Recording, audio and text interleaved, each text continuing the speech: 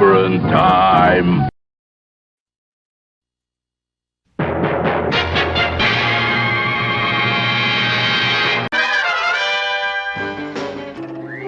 Atomic batteries to power. Turbines to speed. Roger. Ready to move out.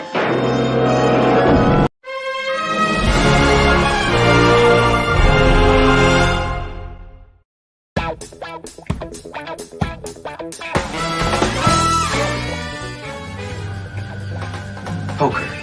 Do you know the game?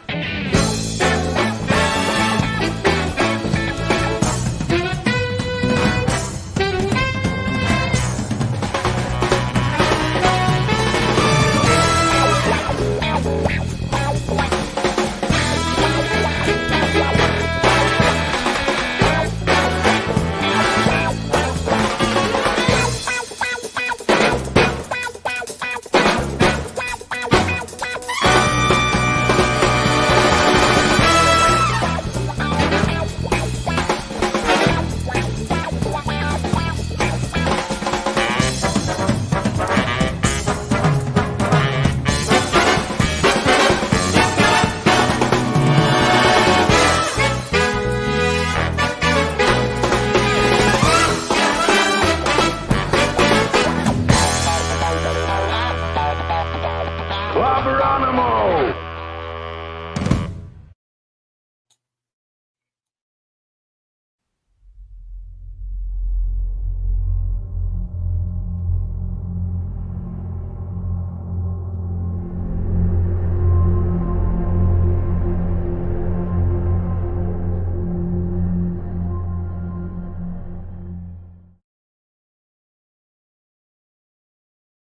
Come get some. It's clobberin' time! Clobberonimo! Yeah, well, here we are. Greetings, my friends. Welcome to Clobberin' Times, number 418 on YouTube. 1,418 overall. Wild Card Wednesday night, Open Geekness. With your host, me, Clobby. And of course, greetings, clobberers, clobberonimos, clobberooskies, clobberoids, clobberettes, clobberians, and every other kind of clob. And if you've not learned how to clob yet, just remember the secret is to bang the rocks together, guys. And it's good to see you, my dudes, pals, friends, ladies and gentlemen, of course. Yeah, wow. Well, we're here. We don't know what we're going to talk about. But we're sure going to talk about it, whatever it is, I can tell you. So let me start out with some show notes and then some shout outs, shall we? First of all, I want to thank the great J-Man for being with me here on Monday night for our monthly visit, the B Monday visit to Earth B. As always, had a wonderful time hanging out with him and talking about more masterworks by the great Bob Haney. And then later, I want to thank you all for hanging out with me on that double feature night for a little bit more Monday Night Mark C Comics Talk. It's always fun on Monday nights here at Clobberin' Times. We're going to talk comics. We don't know what always. Sometimes we do have some set. Like next week, I think I'm going to set some kind of topic for it. Sometimes it's just fly by the seat of our pants talking some comic books. Just as it is tonight on tonight's Wild Card Wednesday night. Sometimes I got a topic. Sometimes the topic is you and me. Just conversolating about the things that we are all converse about throughout the course of the day, as long as it's geek-oriented, as you can plainly see. It's got to be geekiness, and then we can converse about it. Anything else, we don't converse about it too much, but geek stuff, comics, science fiction, fantasy-related silliness, we're all about that, conversing. It's just how we roll up in here on Clobberin' Times. Then, of course, tomorrow night, same Clobby time, same Clobby channel, 9 p.m. Central Standard Time. We'll be here for the clubhouse with my wonderful first officer, the great Commander R.M. Briggs, And of course, our great chief engineer, Mark D with AC. We're back with our Blake Sevens episode review and a review of a Star Trek comic. And just hanging out with you. We'll doing who knows what, but we'll be doing it.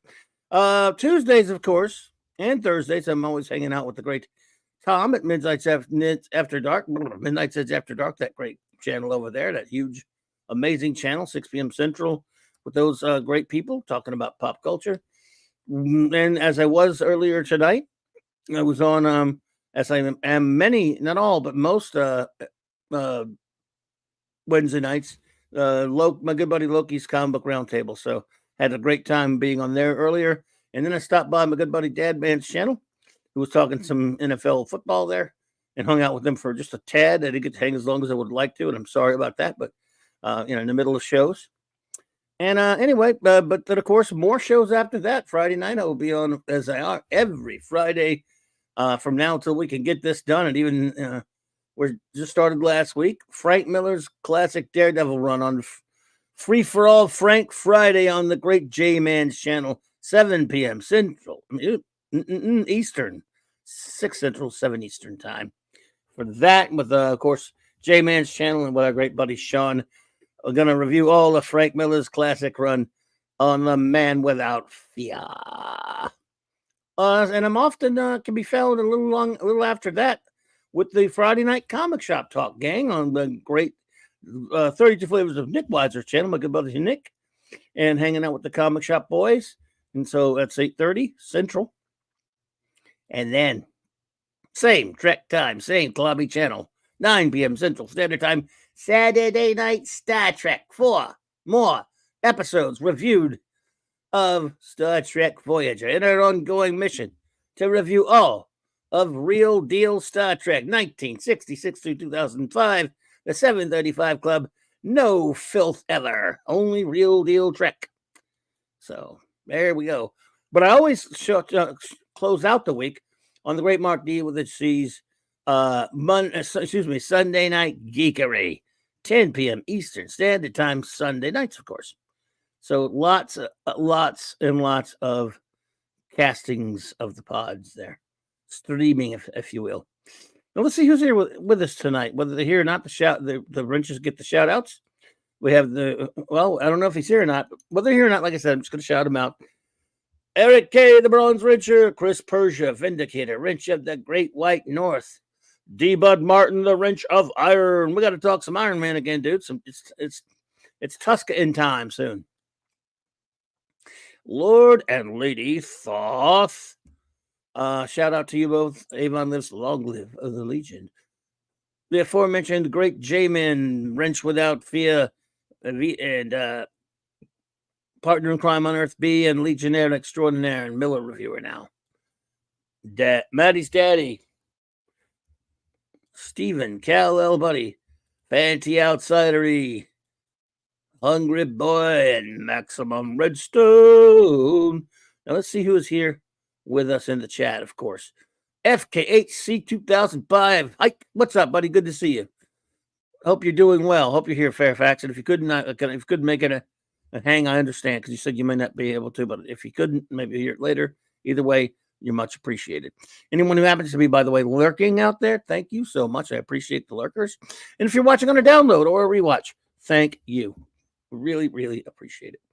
Dave C., what's up, buddy? Keely Chow, roll that tide. I know you're more interested in rolling the Cowboys. Well, I think you're going to win this week. What do you think about that? Volcan lives. Good to see you.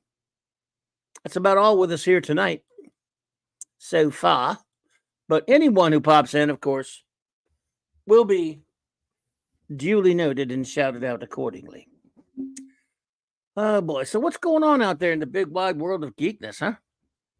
That we could talk about. Because I know everyone talks about all the stuff that's going on. Now, Loki came out with a pretty interesting topic. We talked about it on Loki, so now I think I'll talk about it a little bit in a few minutes. Just about a new DC animated movie. But, just in case, and maybe I can do this later if we get more people popped in, just to be, I guess I'll weigh in slightly on the latest, because none of you are going to watch it anyway. Are any of you even going to bother to watch Echo? Hey, is Gwagnar here? Gwagnar! How'd I miss you? Oh, man, I can't read anymore. Gwagnar. DJ Ronnie G. Now I got to roll the check back, make sure I didn't miss anybody. Gwag, sorry about that, dude. I'm blind as a bat tonight. Man, oh, man. The great Gwagnar. Sorry, brother. Man, I suck. Okay, yeah, what is an Echo? None of you are going to bother watching Echo, I know. But I'm one of those fools that I'll actually watch stuff sometimes, no matter what everyone thinks it's going to look like. But I usually have to have some interest in it, even the slightest bit, okay? I've watched every single stupid-ass Marvel film, for example. Penny, hello, Penny, lovely Penny, good to see you, my friend. I hope you're doing well, my dear. So I've watched every dumbass Marvel movie, all of them, every one of them. The only reason I missed a couple of them from the theaters because it was during coof times and was not possible to get a chance to go. Things were going different ways. But I've seen I've watched all 33 MCU/MCU films. My great buddy Michael French of Retro Blasting, he and I have actually ranked them twice. And I've watched, there are 33 MCU/MCU movies that played with theatrical releases. And now there are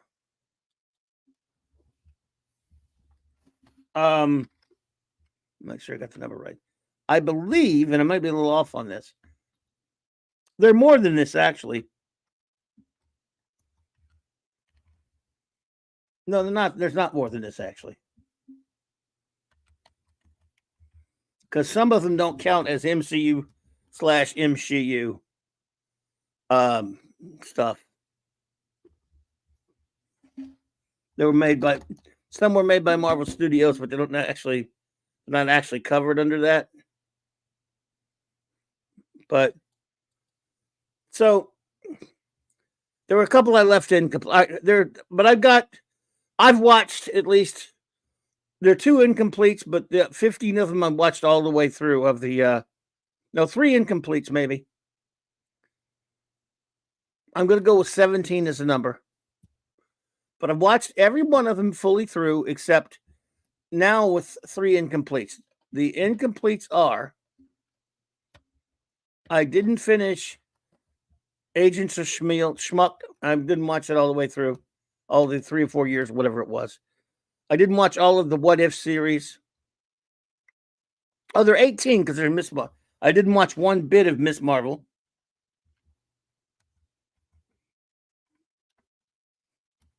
So, I know that makes me a monster, by the way. So I didn't watch any of Miss Marvel. Well, Echo's the latest. And I watched episode 1 last night with the intention to say, you know what, let me just watch the whole thing. Because I knew Daredevil was going to be on an episode. I was thinking he would be on to like the last episode or something like that, right? So I watched the first one. He was on the first one. He was never on the other ones, I'm told. And I can't do it, man. I thought I could watch anything. I can't do it. Even the garbage, horrible ones that I hated, I was able to watch all the way through. Out of some perverse interest to see if it could be any worse, just see what happens. So at least, I could converse about it if need be, whatever. This is the second time. I do believe this is the second time that I've watched a full episode at least, and then couldn't, hey, Fanty, and couldn't just stick with it. And I've gone, I listened to Gary and listened to other people tell everything that happens. Which is worse, Echo or Inhumans? That's tough. Here's what's tough about that one, Gwag. I actually care about the Inhumans, and it's really horrific. So I think that's probably worse. Only because not only did I never get two shits about Echo, I barely even heard of her until I watched the shitty Hawkeye show. Because she was way after my time. She came along at a time when I dumped Marvel. So I'm told that some people that I trust, like some of the comics she was in Daredevil, I just don't give two shits of it. Now I've gone back and looked at some of it, and she looks like a far better, far interesting character. She actually looks like a attractive female character than anything that on this horrifically stupid show. So in a sense, hey Shooter, what's up, buddy? In a sense, Gwag, I'm going to say Inhumans is worse because it's really horrible, and it destroyed something I care about. When you've got some skin in the game, yeah. And Shooter says Echo was okay in the comics, and a lot of people have said that. But I never read any of those, and this show doesn't make me want to read any of them, and I have no interest in reading any of them. But I believe my friends who say they liked her in the comics. In this, she's awful. I watched the first episode, and I was going to, with the plan of no matter what happened, sticking it out and watching all of them. Captain Finity, Temporus Maximus does not exist. Well, anytime you step into this chat, you do sort of exist. So, yeah. You exist to me, but if you'd rather not exist, I can de-exist you if you'd like. You have complete de-existence permission, sir. So this show is just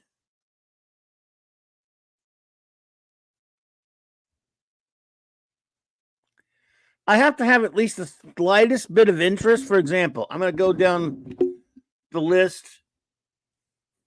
from backwards to forwards from just the TV shows. Miss Marvel, did not watch it, but to be fair to the show, I don't know if there's some people who liked it. I have no interest in that character, so there was not even the slightest bit. Echo, the only reason I thought about watching it is because Daredevil and the Kingpin are in it. The Vincent D'Onofrio Kingpin. I watched one episode. Daredevil is in there being humiliated and stupid. The show's unbelievably boring, and she's an absolutely charisma-less character with nothing going for her. I went and listened to some people telling me other things that happened in the show, and I have no interest in continuing to watch the show. So there's one non-factor. So I'm not judging Miss Marvel at all because I have not seen it and have no interest. Even the slightest bit. All these other shows, I'm going to give you reasons why, even though I don't like them, why I watched them. I just gave you, for example, the reason why I watched the first episode of Echo. I left it incomplete because I just could not make myself care.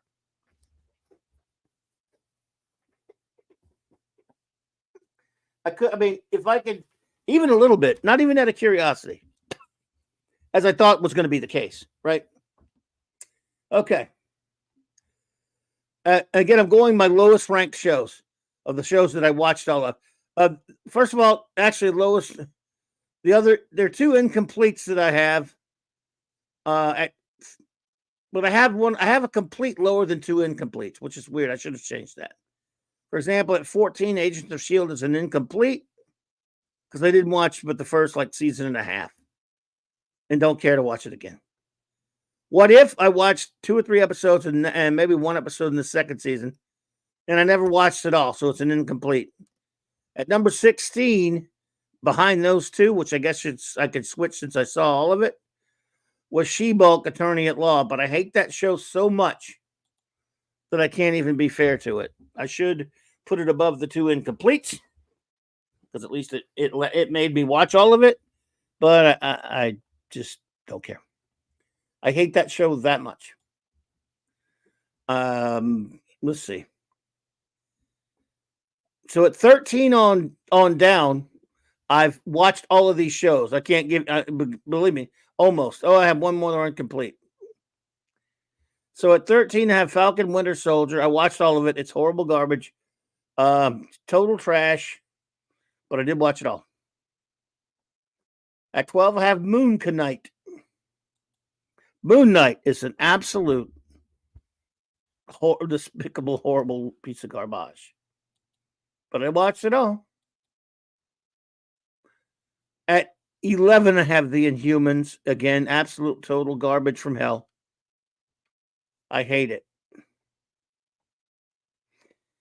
At 10, to be fair, when I had this 10 on here, it was a complete. Then they came out with a second season.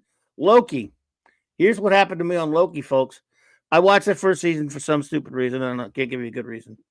Then I watched all of the second season except for until the very last episode came on. And then I watched I was intending to go watch the last episode. Maybe I will one day. Everyone tells me it's good for some reason. But I never bothered to watch the last episode. Just after the fifth one, or whatever of the second season, it was like, okay. It wasn't even like any kind of a big decision. I just haven't gone back to watch it. I just don't care. I mean, it's such a worthless, terrible show. But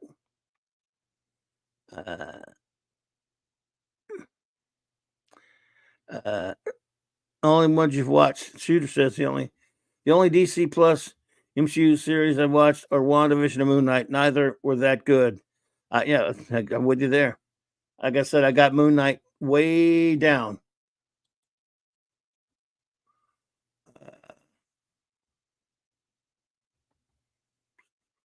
Okay. So Loki's a 10. Then number 9. Oh, another incomplete. I keep forgetting my incompletes because I watched the first 2 seasons of Jessica Jones and never liked it. And I watched the first episode of season 3 and said, the hell with this. I don't have to watch this anymore. It sucks. So I got bored with Jessica Jones, which I was really kind of bored most of the time anyway. Then there was number 8, Hawkeye, piece of garbage. Horrible show. Watched it all. Never watched it again. And it, of course, it leads into that lovely Echo show. Ugh. 7, Iron Fist. I watched both atrocious seasons of Iron Fist, and it just, you feel like you get a fist of iron up your ass watching that crap.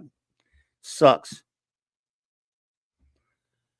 So it's trash as well. Boy, these shows, Jesus God Almighty.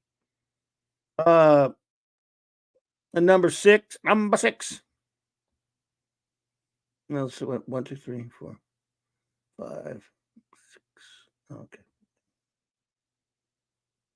Oops. I got my numbering wrong on one of them here. 4. I got my numbering wrong on the TV shows. So, who cares?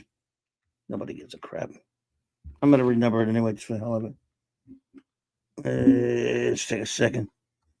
Idiot. Man, it sucks being me.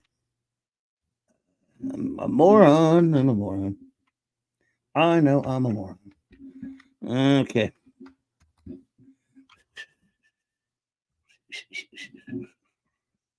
All right. Blah, blah. Anyway, I'm going to start. Okay, now I'm going to start at number 7 on down.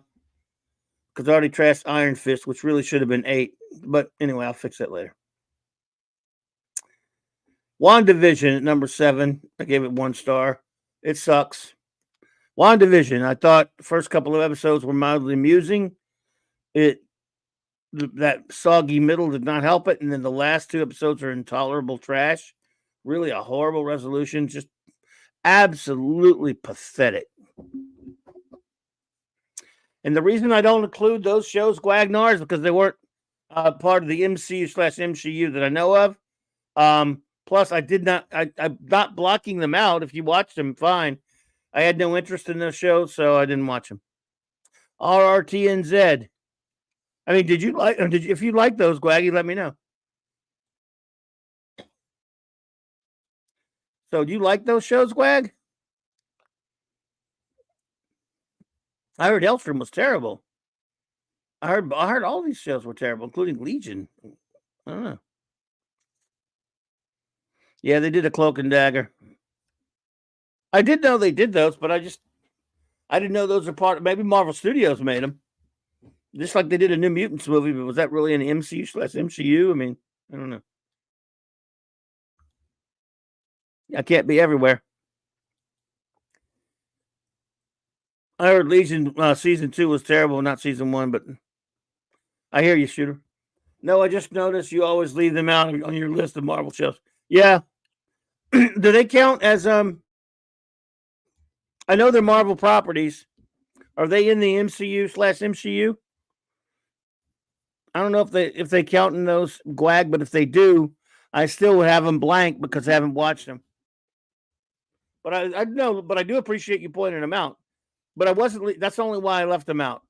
I've heard of them. I have also heard of them, but I never watched them. So there you go, brother. Anyway, so I think WandaVision was awful. So now we're down to 6 more shows. Only 6 shows left. Have I still not gotten the one I like yet, including number 6, Luke Cage. Great actor, like the guy. He's cool. All right, Maddie's daddy, I'll do my best. The guy playing Luke Cage is a badass. I like him, Mike Colton or whatever. But the show was boring and stupid. I really didn't like what they did with this character, especially in the second season. Yeah, it was boring. It was like a lot of this Netflix crap. Let's see. Number 5, The Punisher. You know, I'm not a Punisher fan at all. I do like John Bernthal. I thought his second season was at least mildly watchable. I thought the first season was pretty boring. So as a Punisher, I'm not a Punisher. To me, he was at his best in Daredevil season 2. And so number 4, I've got Defenders.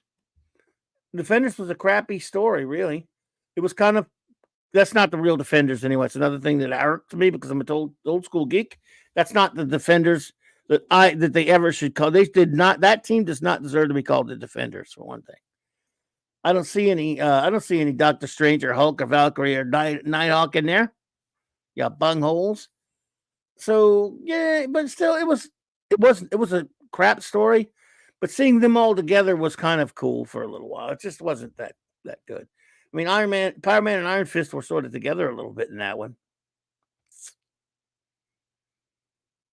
But yeah, it's not a good show, in my opinion. Number 3 is the Werewolf by Night Halloween special, which I liked. I thought it was okay. It was kind of fun. It wasn't the greatest thing or anything, but it was mildly amusing. Was it all that, you know, faithful to comic stuff? Not entirely, but it's kind of cool seeing the Man Thing in it, and I enjoyed that. I thought that was kind of okay. Look who's here. Hey, how's it going? Oh, dude, how you doing? Welcome. Well, I fell asleep. I was watching the finale of Echo, and I fell asleep like right before the big boss battle. So Man Thing was. Wait a minute. My wife complained because I was. You watched all of that? Well, yeah, you told me I had to watch it. No, I couldn't watch the first episode. I never told you that. You said I had to, yeah. I did. I don't remember that. Well, we'll talk about that in a minute then, but because that's interesting. Let's see, but I want to finish this real quick. So at 3, because I'm recapping my you're recapping your favorites ranking of the stupid Marvel shows. Yeah, I was listening for a few minutes. Yeah, I was trying to log in. Yeah. Number 2. Again, 3, I kind of like the werewolf thing, 2, I actually really enjoyed the Guardians of the Galaxy Christmas special. So I like that. And of course, the only show that is that's even great, that's really great, were Daredevil, with a little asterisk at season 3. 3 was okay. First 2 seasons of Daredevil are terrific. Larry. What's up, buddy? Daredevil was the only one of these shows really worth a damn of all of their excursions into TV. That it takes place in the MCU, by the way. And so that was a great show. Daredevil was just great. One of the best things they ever did. Know what I mean? Oh, I agree. Yeah. Daredevil was definitely the. So Echo. I was going to try. I did tell you I was going to try to watch it. I did. I had to get my daughter's. Hey, Picasso, good to see you. welcome Picasso. Codes or whatever, and Yep. had to get it to change the the parental settings on it. Oh, So, you're not you were carded basically, right? but they do that. If you have D plus, you have to use your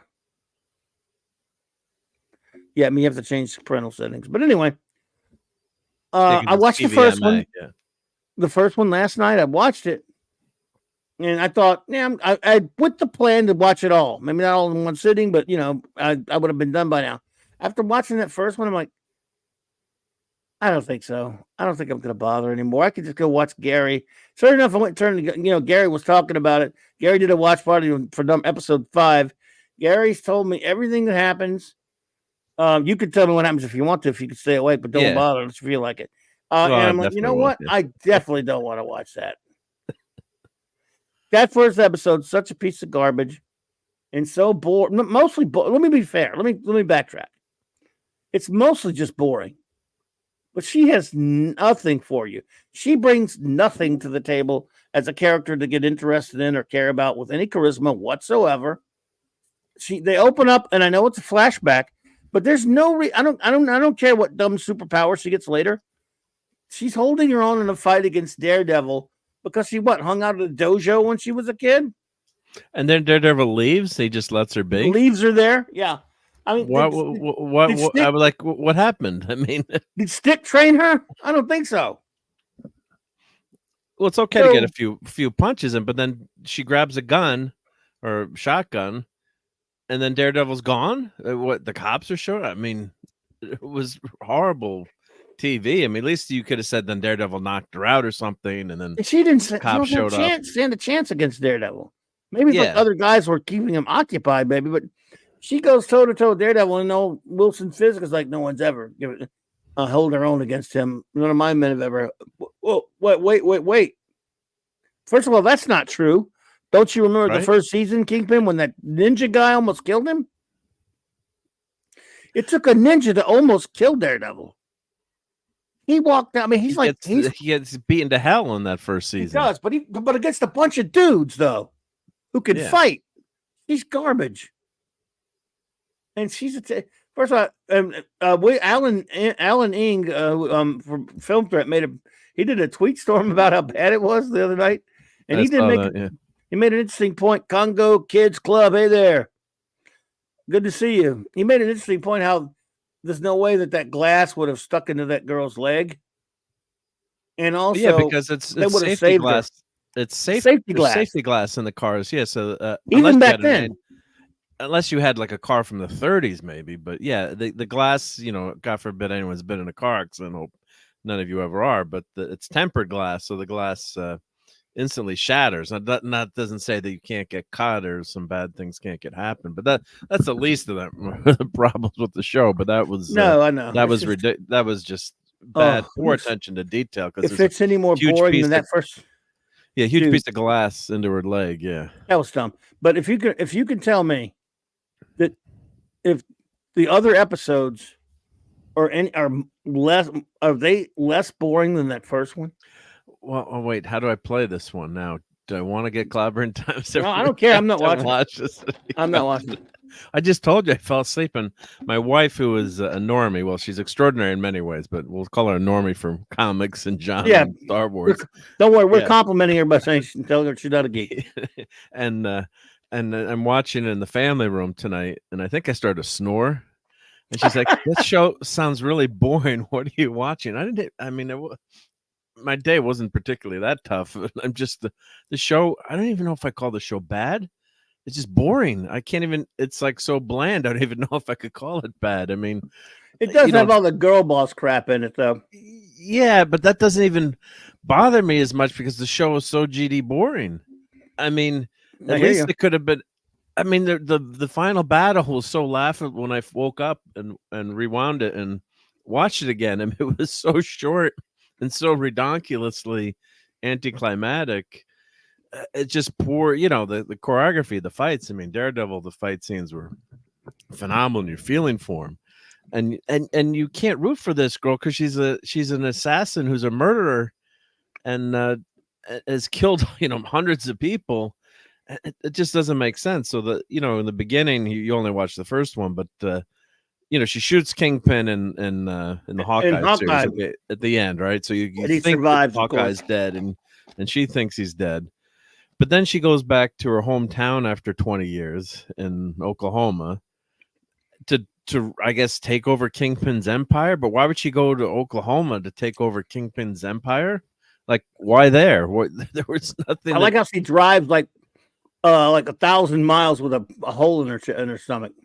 Yeah, she's really injured, and then also she's riding a really cool motorcycle, a GT 650, but with no front fender. Which, if you ride bikes, some people ride them out the front fender, but you're getting nailed with the rain and the dust and it looks cool, but to go on a long ride from Max from New York, Ezra, shalom. Shalom. To go from that long ride, especially that kind of bike, is not a comfortable bike to go on. But that's a minor thing. I thought I think the bike, is an Indian GT 650. Nice bike. But I'm a motorcycle person, so just I was looking that one up.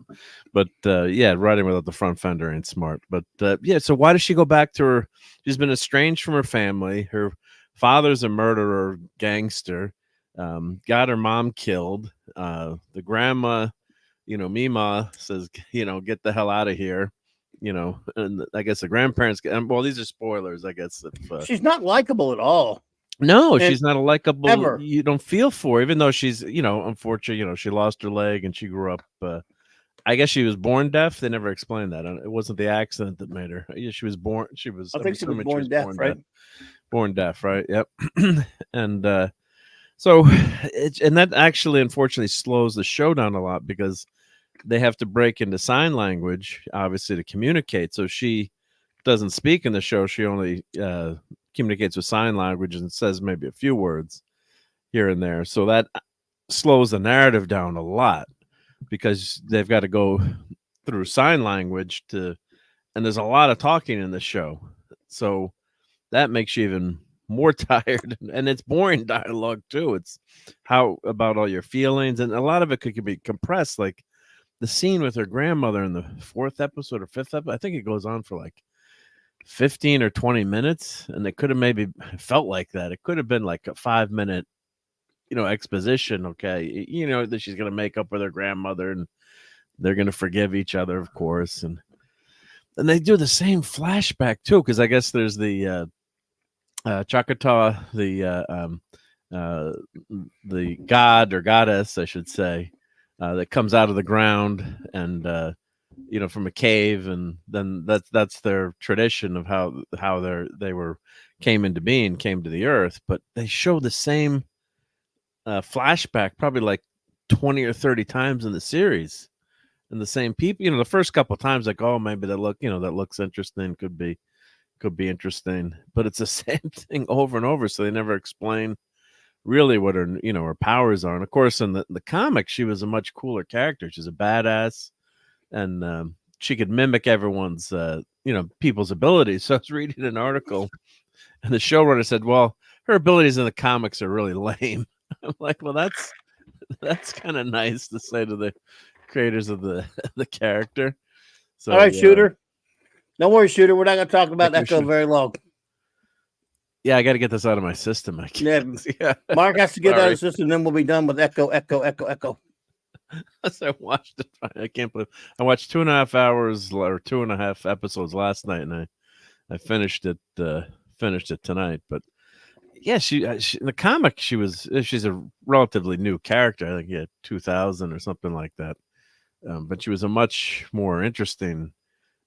She sure looks way better character in the comics. I remember enjoying some of the comics. So, and the other thing is too, like it's all girl power, like you said, which is doesn't mean you can't root for a female superhero. I mean, I'm surrounded by I've got Invisible Girl, She-Hulk. I'm looking at the female characters that I've got Jessica Jones, who I do like, Scarlet Witch, but they've got great stories to back them up with their not their TV shows though. TV shows suck. Yeah, but I'm saying the comics, yeah. So it doesn't mean you can't have that, but there's almost no men in the show, and I mean, I guess that's the direction Disney wants to go. It doesn't mean you can't.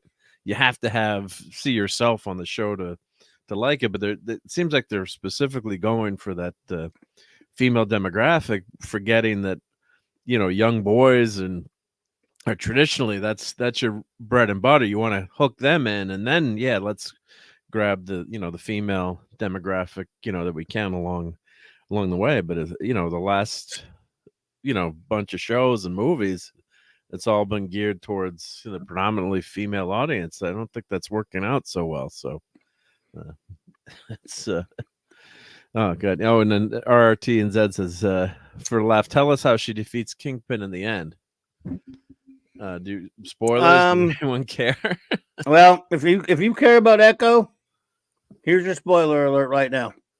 5, 4, Echo, Echo, Echo, Echo, 3, Echo, Echo, Echo, 2, Echo, Echo, Echo, 1, Echo base. Echo Station 5, 7, we're on our way. Echo. Spoiler alert. Echo. You have been spoiler alerted now. Yep. Mark will say whatever he wants to say because we don't spoil away. Yeah, I don't think anyone cares, and really, it's so damn boring. I already listened to Gary spoiler it earlier. So. You heard Gary. Yeah, let's see if I can spoil it even better. But that'll be tough to do. But there's no team up at the end, but her powers basically come from all her Choctaw ancestors. And I think it's only women warriors if it's passed down through the female line. Shocker. So there's no male warriors, but that is their, that is their deity or their, the mother of their, I don't want to mess up saying the wrong names, but in their pantheon of gods, I guess, quote unquote, or religion, that would be their mother. So, but they take it's all the flashback of all the female warriors, and I guess she can channel all their powers, kind of like Rey does in the end of the movie that doesn't exist, that last Star Wars movie. So, Return of the Palpatines. So she basically channels everyone's powers, and she gives her Mima and her friend Bonnie get to have the same powers too. So the 80-year-old woman takes down 2 henchmen, which was kind of cool. Yeah, she slams them up to the ceiling, right? So they're hulking out basically. So, but the fights weren't even fun. Like, the grandmother. All right, so she's a very slight woman, but it might have been fun if she like toyed with the henchmen a little bit. Like she just does like one power move and throws them to the ceiling. Like at least if you're gonna do it, let's make it a little bit more fun, or have her I'm not saying torture the guy, but at least make him feel the pain a little bit, or more like and take some cues from professional wrestling, how they take down the heel in the end, and how there's a build up, and she lays hands on Echo, then lays hands on Kingpin with her glowing hands, and I guess she puts him back in his mind, going back to now. Everyone knows most people should know the history of Kingpin and how he killed his dad for beating his mom up, abusing his mom, which was something heartbreaking in the comics, and almost makes you feel sympathetic to you never obviously we're not condoning violence here, but makes him a partially sympathetic character with that that Greek tragedy nature of his upbringing. So that few seconds, that part, that idea, that's not so bad to try to see, take him back to that time period. But basically, I guess her power, she removes the pain of what he felt at that moment. So he's no longer maybe the badass Kingpin, and I guess he's inside. He's seeing his dad, hit his mom, but through the wall. So you're hearing that. So that, he cries, right? He cries, but it's about his mom getting beaten up. So I can't really, and he wants to go. But doesn't he want her to self-delete him? Isn't it like a self-deletion plan where he wants her to kill him? No, they don't. They don't really infer that. I just woke up and watched it again. So I don't think so, because she want him to take her to take over. Well, he gives her the hammer, but then it just, then it just ends. So and then that's it. So nothing really. So there's no definitive answer then. And in the middle of the plane, he's on the plane saying he wants to get the families back together for a mob meeting, and then there's a commercial about Malachi running for the mayor. Hey, Malachi. So why does Kingpin need a starship? And he wants to run for mayor and all that kind of. Yep. yeah, because doesn't he ends up becoming mayor in the comic? So I guess he's going to run for mayor and become. He's going to make New York City great again.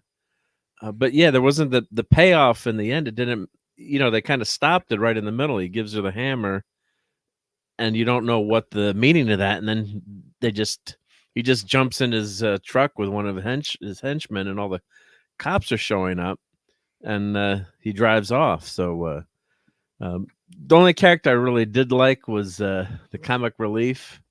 What was his name in the show? He was kind of funny. What was let's see.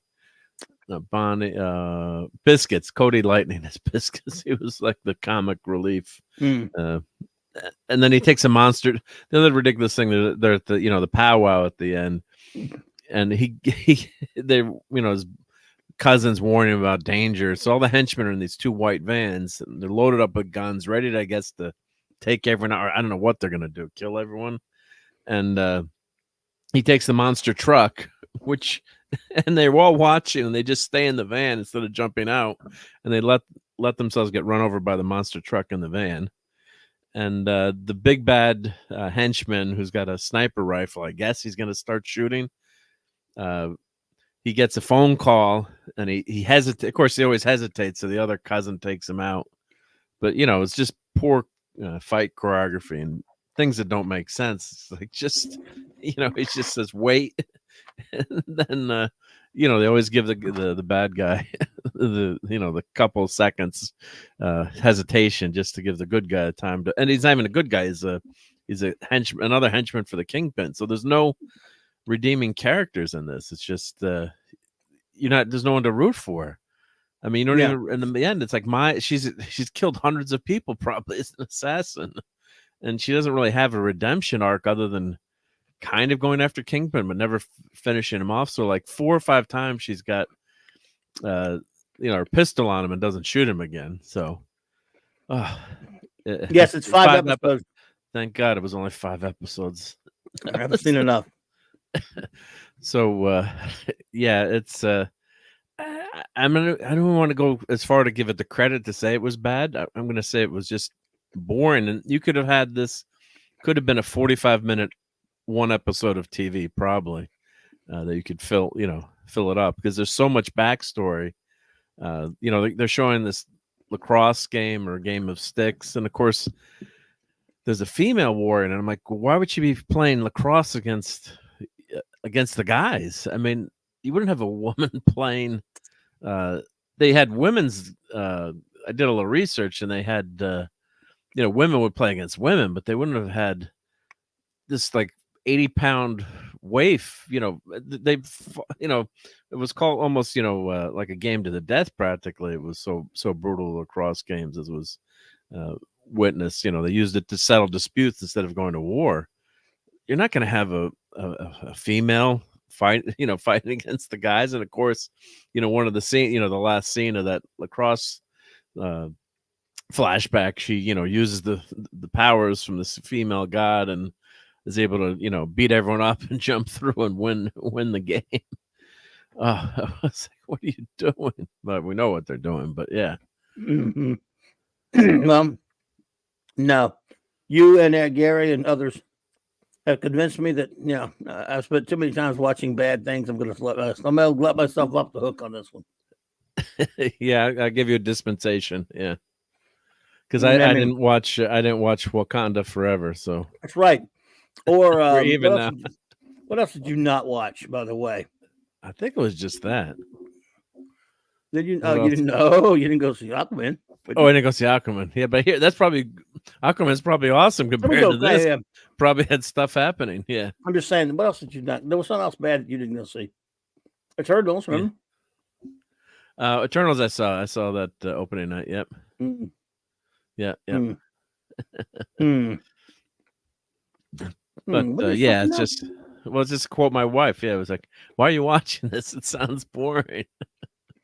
No, you I can mean, tell. I didn't laugh at it. And none of the fights look No, they're that not good. great either. And then of course there was one fight in the bowling alley or the skating rink that said make America skate again is the big slogan in the skating rink. And it I mean, it was okay a few punches, but then it's also kind of weird to see she's a pretty solid looking lady.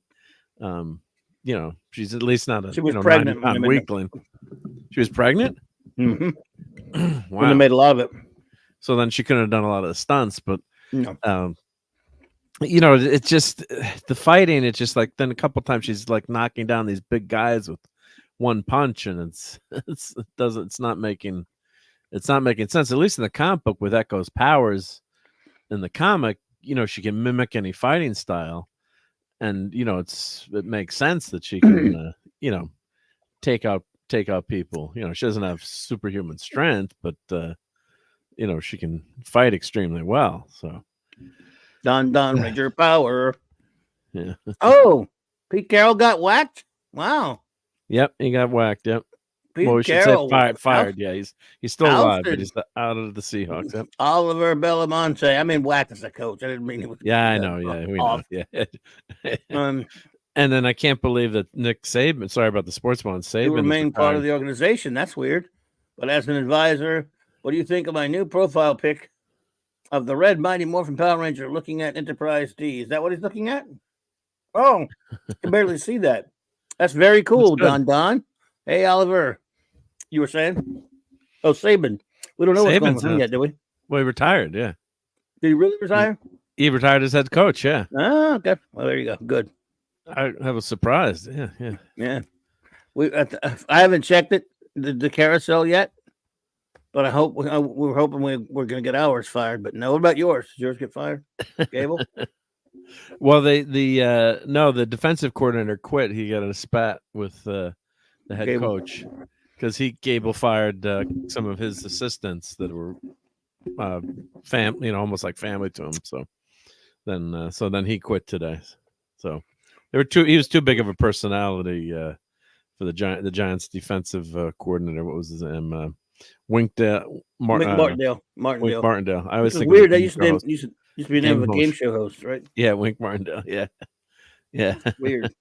So, but they didn't fire the head coach?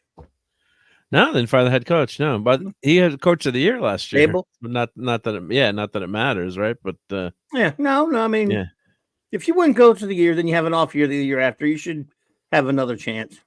Yeah, especially all the injuries and things. Yeah. So. Yeah. But, Yeah. That's fair enough. Yeah. Well, however, Dennis Allen needs to go. Good night, Penny. Good night, Penny. There's something I did watch. Oh, Stargirl? Loki. Yeah. Who told you? No. I watched the new DC animated movie, Crisis on Infinite Earth, Part 1. Which is just hit streaming, I guess. That's how he was able to. Just hit streaming. Snag it. Yeah, I guess he snagged it, even though it's it's right before the show. I just streaming. Yeah, I don't think it's in stores yet. No, but is it direct to DVD or is it a streaming service one? It's direct to DVD, Blu-ray, like they always do. But they always it's not on Cinemax. It's on digital first. Maybe I said streaming wrong. You're right, not streaming. It's on digital, and then it'll be on the DVD out in a couple of weeks. My bad. I said streaming when I meant digital. Sorry. Yeah, in the old days you could watch it on HBO Max. We had the eventually it'll DC be there package. Yeah. So anyway, I watched this part 1. Of course, didn't look, and I talked about it a little earlier on his channel. What can I say? Was it awesome as Echo? Well, it's better than that, yeah. I don't know. R says, Clobby, I hope you didn't watch Loki. I didn't see series 2, but series 1 was rage-inducing. It invalidates MCU. I saw, you know what I did? I mentioned, well, you must have come in late, RR, because I was talking about the Marvel MCU/MCU TV shows. And Loki, I watched the first season and I agree with you, it was garbage. And then I watched this season. I think there's 6 episodes, if I'm not mistaken. Yep. I watched the first 5. JJ Kirk, what's up, buddy? I watched the first 5, RR. And then when I went to after the 6th one has already been out like a couple of weeks, months now, I just never bothered going to watch. I lost so much interest in watching it. I don't know why I watched the first 5. All you needed to watch was the last episode, actually. You didn't need to watch. That's what everyone says. Yeah. So just like I haven't been able to force myself to do it. And Congo Kids, you either have to watch that or Echo. Just kidding. Congo Kids Club says, "Why is everyone such a prick about the latest Flash film? Probably because it sucks. That would be my guess." The movie, or are you talking Congo. Crisis on Infinite Earth? No, he said Flash film. I guess he's talking Flash about the film. movie. Yeah. Well, I guess probably because they think that sucks, Congo, which I do. So I guess you could call me a prick about it, which is fine. I don't care if you call me one. I am one about that movie. I think Ezra Miller's trash.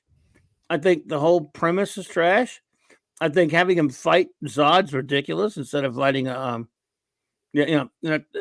whatever. It's just the whole thing's garbage, and I didn't like any part of it. Was characterization. He never feels like the Flash. As someone we've been over that before. Yeah. Yeah, we've reviewed it here, but so you said it was a good film, Congo. That's okay. All opinions are welcome here, my friend. If you liked it, good for you. Yeah, a few scenes I liked it. It was a good comic book film. I love seeing Michael Keaton back as Batman, and his fight scenes were good. And Supergirl I thought was better than I thought she would be in some of the scenes that she was in, but I just didn't like the story, and he never feels like the Flash, except for the one scene in the Batcave where he's, basically lecturing his younger self. For a few glimmers of a second there, it sounded like Barry Allen, but it didn't last long. That's what gets me, when the writers don't channel the character that you know so well from thousands of comic books, when it doesn't seem like horrible. The character. He's not a good fit for that.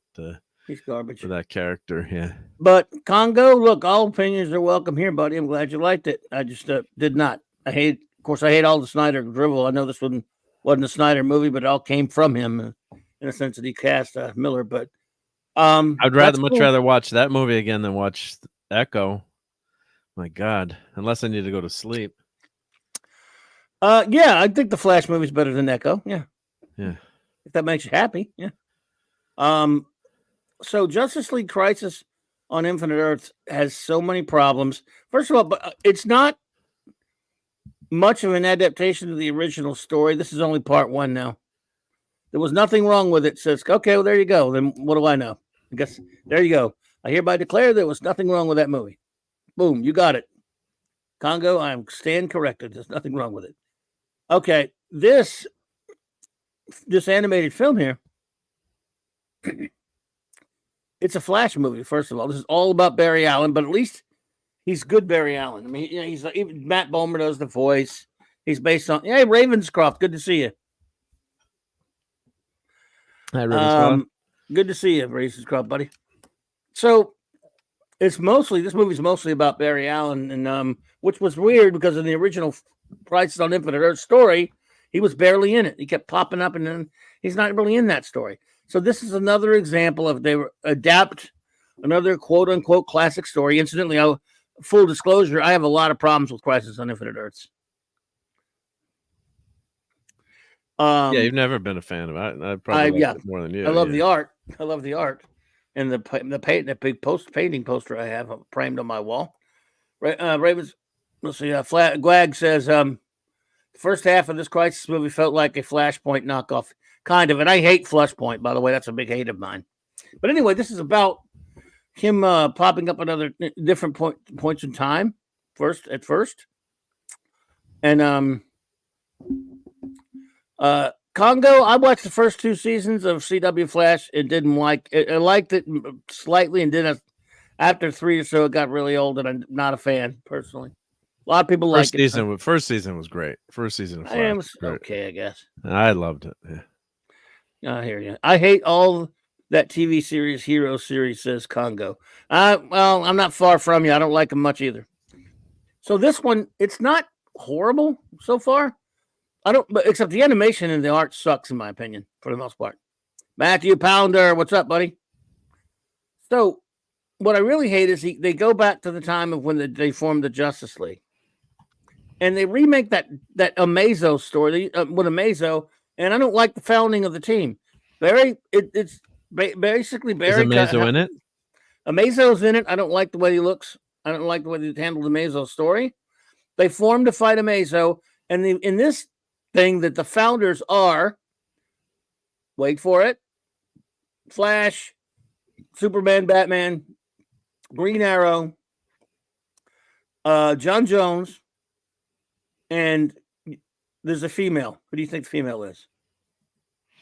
Well, is it Wonder Woman? Well, I mean, she's on. No, sir, it's not Wonder Woman. It's Vixen. Vixen. Yeah, it's so stupid. It makes me sick. Now, why would they use Vixen? This movie continues from that last one, War World, which I hated. I thought it was garbage. And it's got Wonder Woman with the Gal Gadot accent, which I don't like. But no, Vixen is the founder, not Wonder Woman, which is really stupid, in my opinion. But is she a Vixen at least? She looks fine, and she's okay. She didn't really do anything. So they fight. They go from that to other scenes where Barry's going to different points in time and space, including Earth 3 with him in the crime syndicate. Some of that's kind of cool. And then they go, and yes, by the way, there are a lot of the, Iris looks like the Iris from the TV show, if you know what I mean. She's not as nearly as annoying. I'll give her that, though. But you can't be more annoying than that one. So it doesn't adapt much of the. First of all, the animation and the art sucks, man. I'm telling you. That's a shame. I don't like it at all. I mean, very modern. Yeah, no, not so much that. It's very cheap. It's very well, you tell me. This kind of gives you. That's supposed to be Earth 2 Superman and Earth 1 Superman. They don't look that much different in age, do they? No, they look relative. I mean, Earth 2 looks a little bit younger, but not a lot. I don't want to spoil or anything because you might want to watch it. Well, Earth 2 is supposed to be Superboy, right? No. Or no? And in Crisis, Earth 2 is he's Earth 2. It's the Golden Age characters. Oh, okay. And Earth 1 is the Silver Age characters. What was Crisis in this? Not the 80s one. No, they don't. They don't do much of the 80s one. Ravenscroft. I mean, they don't. They dedicate it to George Perez. They mention some stuff. They have the Monitor in there. They have some crowd scenes. What has the best Jack Kirby type animation? Says Larry. Probably that Commandy short cartoon. Yeah, the Commandy short cartoon they did adapted in one of the DC shorts. Larry. Wow. Yeah. Amazing. And there've been some Bruce Timm ones that are similar to do some pretty decent stuff too. So here you go. You got. I hated Dawn Star the way she looked in it. Supergirl didn't have this costume in this, so that must be for the next part. You got some kind of okay crowd scenes with superheroes from really obscure ones all over the place, but not like nowhere near like Perez did it in the comic, of course. Hang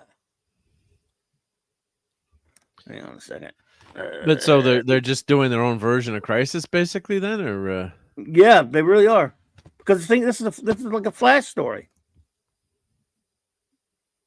Look at all these different characters. I don't know why, but they have a couple of crowd scenes like this. There's Starman and Blue Devil. Look at the art. I don't like the art much. I really don't. And there's stuff like that's Harbinger for some reason. And this basically on Our Earth, because I think these movies, the ones they're talking about now, switched over from from their stupid Screw 52 movies to they started like a New Earth with a movie that I couldn't stand that they did called Superman Man of Tomorrow. These beta looking Superman. Then they did that Justice Society one, which I didn't think was very good either. They did like Long Halloween, and they did some of those shorts. They did what's the other one they did? They did a couple more. And that's this. And then, of course, they did that Superman Battle of the Super Sons, which I kind of like that one, Superman Batman one. Then they did that War one, which I didn't like. But it's all this. That's basically the Earth that they're dealing with now. At the end of the War one, they teased this movie, which is going to be 2 parts. And I don't know, man. Well, I don't know why they couldn't get Jeffrey Combs to do the voice of the Question. By the way, they should have. Oh, by the way, when they recruit at the beginning, when they're recruiting Justice League members, Hal Jordan turns them down, so he's not a founder either. That sucks. Oh, and there's no Hal Jordan? He's there. He turns them down. He doesn't join them. Wow. They ask him, and he doesn't join. And yeah, the art's, I don't know. I just don't like it much. See, it's not the worst thing they've done, but it's not great. Sometimes Superman looks really skinny. Well, they save on the ink that way. Yeah, I guess. I think it's real cheap animation, to be honest with you. I'll watch the second part. I'm not going to go too far into it. How far did they get into the first? I mean, well, I guess you're saying it's their own take, so you can't even... It's pretty long, too. It's like an hour and... So you can't even compare it to the comics, as I'm saying. Like, you can't say, well, they did issues 1 through 6, and then the next part's going to be 6. You really can't compare it to the comic that much. For those who don't know, by the way, folks, and I should have, most people here know. In 1985, DC Comics released, hey, Brogu from my old hometown, good to see you. Hey, Brogu. Released a maxi series crossover epic that was meant to streamline continuity for DC Comics, to amalgamate their Earths, if you will. It was called Crisis. Which made it. They wanted to make it simpler. They made it ridiculous, in my opinion. It was called Crisis on Infinite Earths, by Marv Wolfman and George Perez, and it was a beautifully drawn book. A story that did not make a whole hell of a lot of sense, but it wasn't a Flash story. Flash was barely, he was popping in and out every now and then, and it's the guy. We see Psycho Pirate for all of 2 seconds. He has nothing to do with this story, apparently. And maybe this next issue he's gonna. We see Harbinger like once or twice when she was a big part of that original story. Incidentally, I won't lie, it's been a long time since I've read Crisis on Infinite Earths. I should go back and reread it, I guess. But it's really another one of these adaptations of a classic that's close to like an in-name only type thing. I mean, it does deal with the walls of antimatter and all that stuff, but at least in the first part, they think it's a natural phenomenon. So we don't know anything about the anti-monitor yet. Claude Saling, hey there. Hey, Claude. Yeah, like Wagner says, this movie barely resembles the Crisis on Infinite Earths comic series. Just some of the characters and the basic plot of it. Yeah, exactly. Now, we don't know what the second part's going to do. But it just seems to me, it was a lot of it was a big waste of time. And I don't like the animation much. You want to see these superheroes ganging up and such, and seeing them together. Man, oh man. Well, thinking about it is Matthew Pounder. It doesn't have They have better costumes than the Screw 52. At least they don't have the Screw 52 costumes.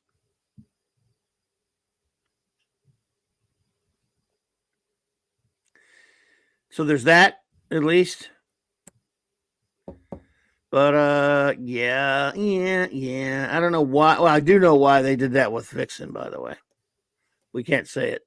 It's very diverse.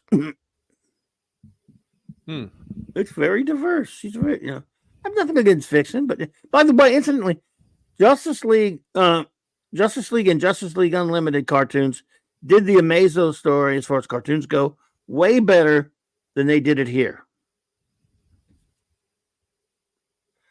RR says, Clobberin, I see why it's Flash-centric. Issue 8, A Crisis is all about, issue 8 is, and it sets up the Wally West run in the comics.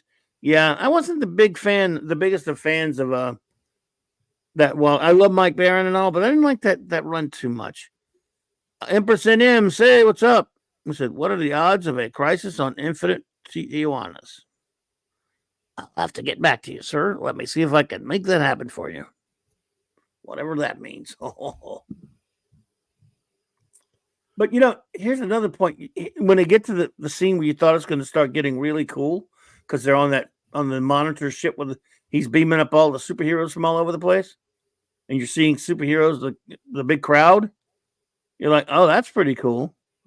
I'm getting to see them, but that's all you're doing is getting to see them. I feel like that's not even close up, not even like a close up or anything. You just, a couple of shots, you're getting to see some of the more obscure superheroes.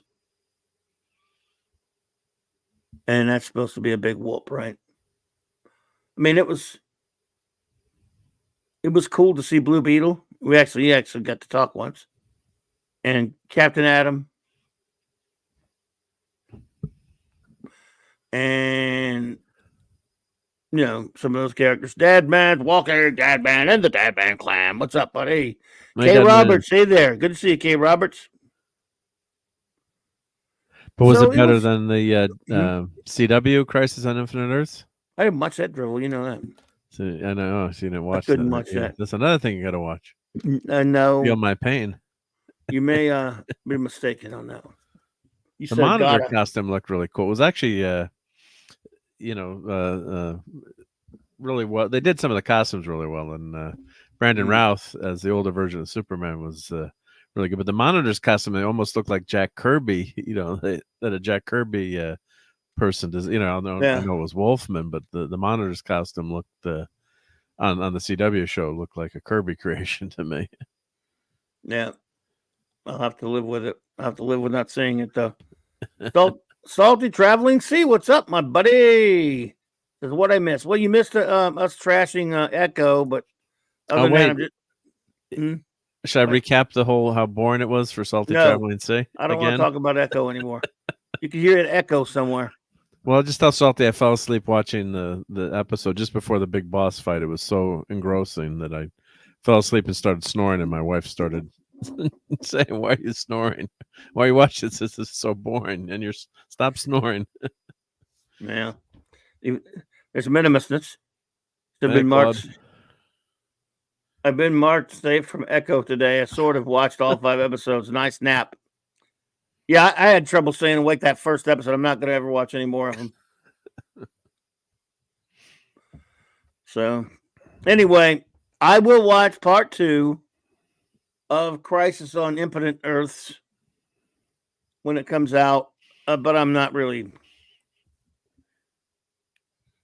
Better than melatonin. Echo for those sleepless nights. Indeediousness. Look.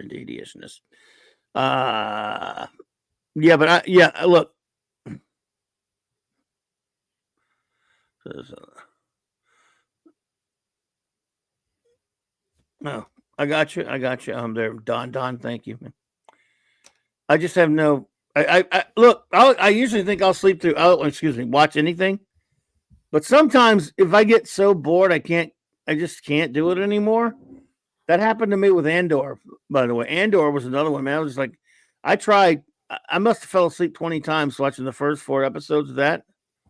And I'm like, it wasn't even, you talk about like it wasn't so much bad. It wasn't boring, bad. like it was just boring, right? Yeah, it wasn't bad. It was just like, well, Yeah, I'm sorry if something's boring you that much. It is kind of bad, to be honest with you. It's supposed to keep you interested. Now, sometimes it's not the show's fault if you're just very, very tired, or it's not. That's true. It's true that it can't always be the show's fault. We joke about, so I fell asleep, but when you try to watch it a couple of times and it happens, I mean, look, that happens to me with. We have to watch those four Voyagers each week. I have to, and number one has to, and that's a bit of a challenge as it is. Oh, I forgot. Now that you mentioned, I forgot. Sorry to interrupt, but I forgot. Red Dwarf did that episode much better in terms of Year of Hell. Part forgot to mention because I just watched that episode of Red Dwarf where they blow up their time device so that their future selves can no longer have. They're going to get killed by their future selves, and Rimmer destroys the device. Because Year in Hell, Janeway, she holdos the ship into the other ship, but that was a copy of Red Dwarf. What was the name of that Red Dwarf episode? It was in the 6th season.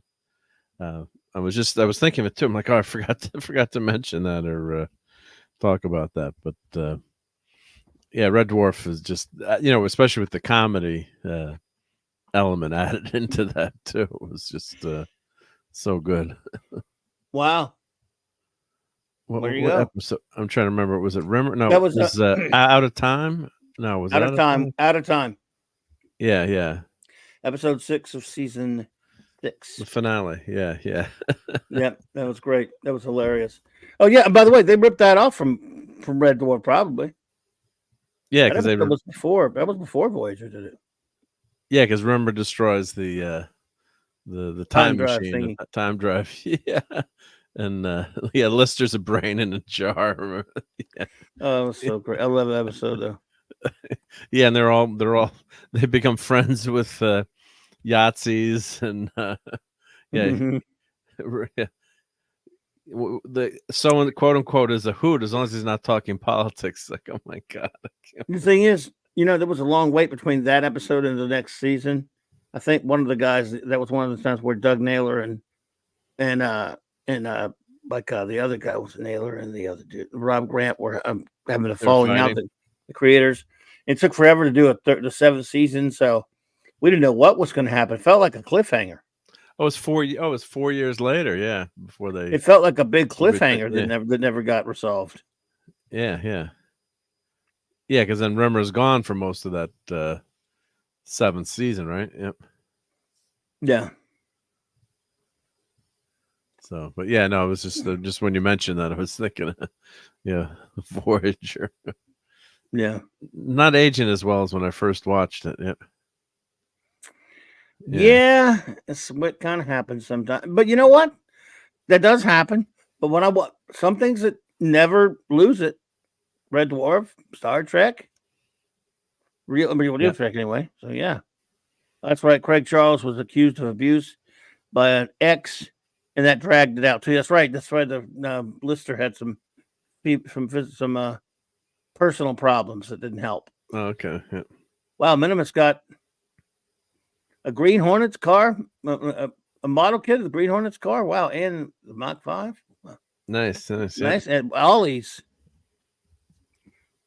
There you go. Yeah, so anyway, you're probably going to watch this one. I'll watch the second part when it comes out. I'm interested to see what the Blu-ray, if there's going to be a special on the Blu-ray. Yeah. Special features. Oh, I want to see that. Did they ever covered this in animated form before in one of the Justice League shows? Did they ever, touch on it or the Crisis or in animated form? Did any of the other shows ever touch on this? The earlier DC shows. This is the only time they've, gone to this story. Because sometimes they'll. You mean animated movies? An animated, yeah. This is other than last. No, they barely just alluded to it in that last one. Okay, no, because sometimes they've when we haven't the earlier other animated shows they'll touch upon a storyline or put that storyline in the series, but yes, they've never tried to do this before yet. Yeah, let's see here. Special features to the first part DVD. Believe they are Crisis on Infinite Earths Part 1, Crisis Primer, and Crisis on Infinite Earths, this Part 1, The Selfless Speedster. So I guess they're not going to be any short films on there. Damn it, man. I like the short films. Crap. That's too bad, yeah. I didn't think Amazo looked good at all in this thing, by the way. See what they show That's him. too bad. Yeah. Well, it's just me being picky. Yeah. There's Blue Devil. Let's see. Some of them ones I got. There's Hawk with no dove anywhere. Starman, Blue Devil. Some are too far back for me to tell. Black Hawk was standing there for some reason. Creeper looked really weird. Well, Creeper's always supposed to look weird, right? Yeah, this Batgirl looked good. They had Star Sapphire. They had the Challengers of the Unknown a couple times. I noticed them. I'll have to go watch Uncle it again and Sam. freeze frame it. Uncle Sam. Uncle Sam. Yep. In one move, Kyle Raymer became Hal Jordan. Yeah, that was on Justice League. Yeah. Why was Aunt Amazo even in this movie? Don't remember Amazo having anything to do with Crisis. He doesn't, but he was a big part of the first chunk of the movie, and there was just no. Amazo's story was done way better on the Justice League cartoon. Good night, Dad, man. I enjoyed stopping by there and talking some NFL with you, buddy. And Take care, Dad, man. With you, man. Sorry, I had to leave so quick. Don't let me catch you playing late night Fortnite at 3 a.m. Go to sleep. Yeah, but I enjoyed talking some sports ball with you there, brother. DVB, hello there. DVB says, "Hey, good to see you." He says, "Speaking of animation, there aren't any new 2D animated feature-length films or TV shows. That sucks." Well, this one here is new, and it's 2D. It's just not kind of disappointing, but for the most part, I miss traditional 2D animation. I do. I love it. I'm nothing against. I mean, good animation's good. A good movie's a good movie. It's whatever the animation is. I'm game if it's good. But says Amazo has nothing to do with Crisis. Red Tornado had a role, but not Amazo. Yeah, it was not. I mean, it was so. They just did their own little thing. CLS Studios. Hell. Let's see. I ain't staying, but good night and Godspeed, Trekkies. Well, it's good to see you there. Thanks for popping in. Have a good one. Yes, sir. JT, this is a new film. I'm not impressed by the animation, especially when you can use computers to do a lot of work. Yeah, like I said, I will show you some. For example, that's a good point. I can show you some of the DC animated films when they were good that have way better artwork than this. You want to see one? Let me show you one right now.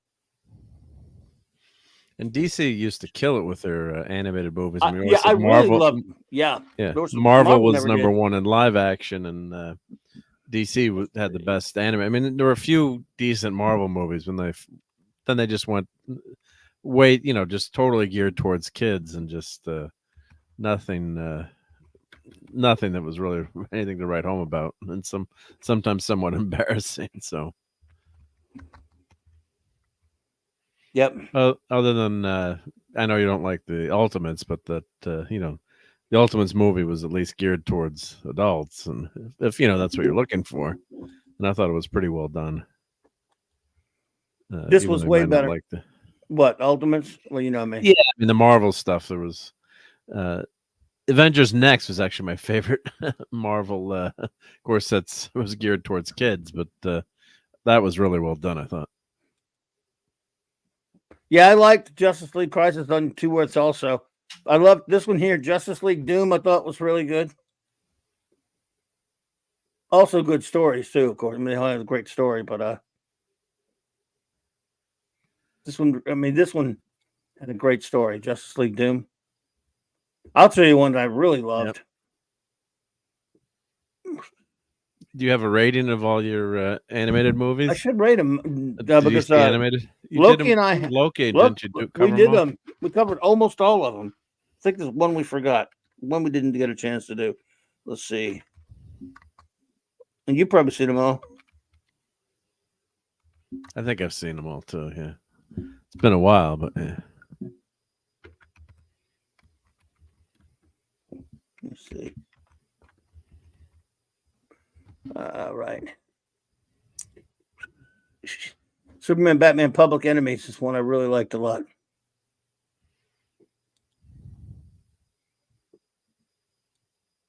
You ever see this one? Yeah, I think I've seen that one. Yeah, I had to have seen that. Yeah, I'm just trying to remember what that was about. Luthor was basically trying to send a bunch of assassins. Oh, don't they after break him. into the White House in that one, or? Yeah, well, Luthor was the president. Yeah. Okay, there. And that was good. Yeah. And there was this great bit where because Luthor was trying to kill them both. There was a great bit where they're surrounded by a bunch of villains. I mean, a bunch of real bad ones like Grodd and all one of them. It's just the two of them, and they just wiped the floor with like. Well, look, I mean, it was all these turkeys right here. Yep. And they clobbered the crap out of them. This was really good. Need to watch this again. Apocalypse was pretty good too. Superman, Batman, Apocalypse. I thought was pretty good. I don't know if you saw that one. It was one about Supergirl. Dark Side. Oh yeah, I've seen that. Yeah. When I see the art, yeah. Yeah, it was pretty cool. Yeah. And All-Star Superman was pretty good. Let's see. Where are we at? And with Clobby, Doom, Doom was really good. In spite of one or two bits, Justice League, New Frontiers, fantastic. Oh yeah, that's great. Yeah. Art and animation of Superman, Batman, Public Enemies. It was based on Ed McGuinness art. I'm not much on Ed McGuinness. He was at the con with that, and yet I still loved it. Yeah, Gwag. I love New Frontiers, the movie.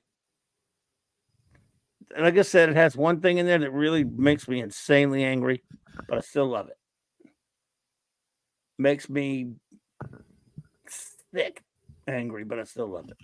And that's truly a testament to something being great, if you know what I'm saying. Yeah. I mean, that's if something can make you that sick, and yet you still love it, that's some kind of accomplishment, I would say. New Frontier. There we go. There we are. I know you've seen this one. Oh yeah. For sure. Yep. Great animation style on that one. Yeah. Yep. Let's see. Yeah, I love Superman versus the Elite. Superman versus Elite had also kind of a different type of an animation style, but I loved it. And it really, it was just a story that's so good. And so this again, the one I was complaining about earlier, the Crisis on Infinite Earths, one I just watched tonight, that animation and that art does not need to be that way. They went to it. I don't know. They must be using a different animation company. I don't know because man, it is a problem. What was that other one? Crisis on Two Earths. There we go. This was a good one too. You remember this one, of course. For sure. Yep. Yeah. So. No, there was everyone's saying. Yeah, there were some great movies there. Yep. Okay, art direction. You're the animator here. I'm not. So you forgive us for being. Oh. Besides being the god of thunder, don't smite me. Don't. Are you going to start attacking him? Wow, really? I'm just. It wasn't me, Steve. He knows I was joking. Yeah. I'm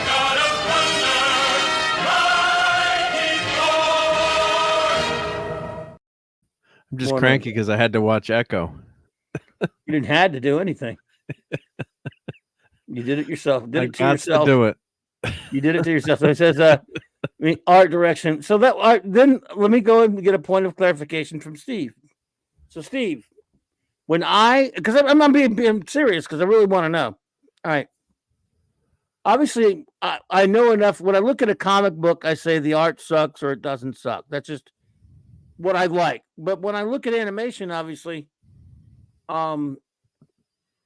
this animation, or when I say what visually it looks different from other things too, like the art style. So when I refer to like the art style, like in what a comic book is that what you're saying? Art direction is the correct term rather than the animation? Because I always say animation, but it never feels right, so I always say the art. What you're saying is say the art direction. Yeah, I know, and actually, I'm aware of that. That the animation just means the movement. But that's what most people say, though. They say, "Oh yeah, the animation Not the sucks," style.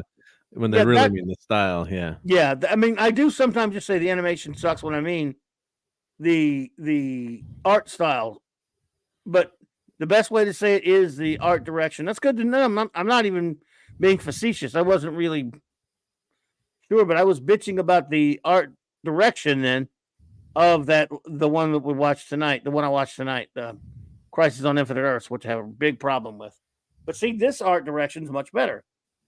Okay, so that's basically, I got you. Thanks. No, I appreciate that. Seriously. All this time, I've never felt right just saying the animation. I've never, even I, who know nothing about animation, know that the animation has nothing to do with the design necessarily of the faces and the people and whatnot. Because I got to tell you, look at this. This is, how many years ago is this? And it looks way better than this crap. Let me find it right here.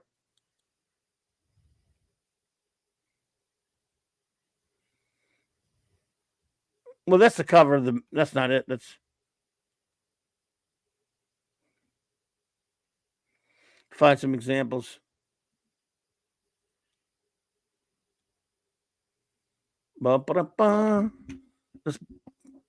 Then on.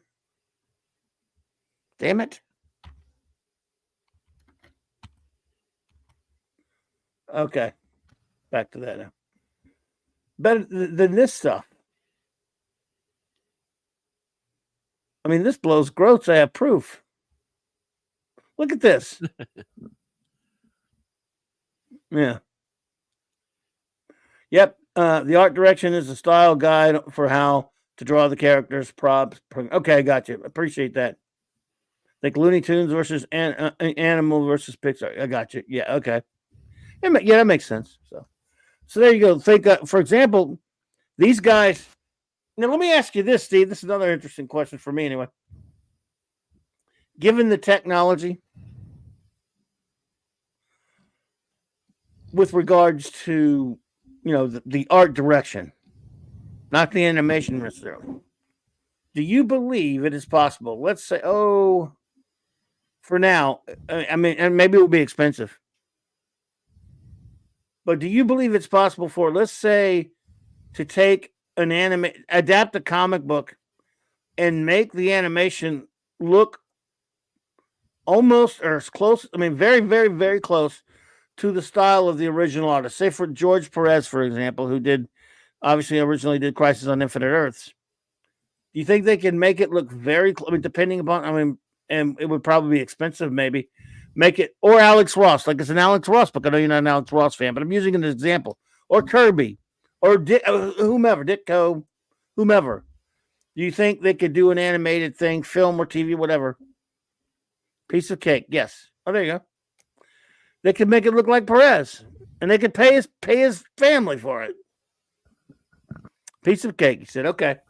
Because that's what they should have done with this Crisis on Infinite Earths, even though they didn't bother making the story much like the comic, of course, which was a convoluted mess of a story in the comic too, by the way.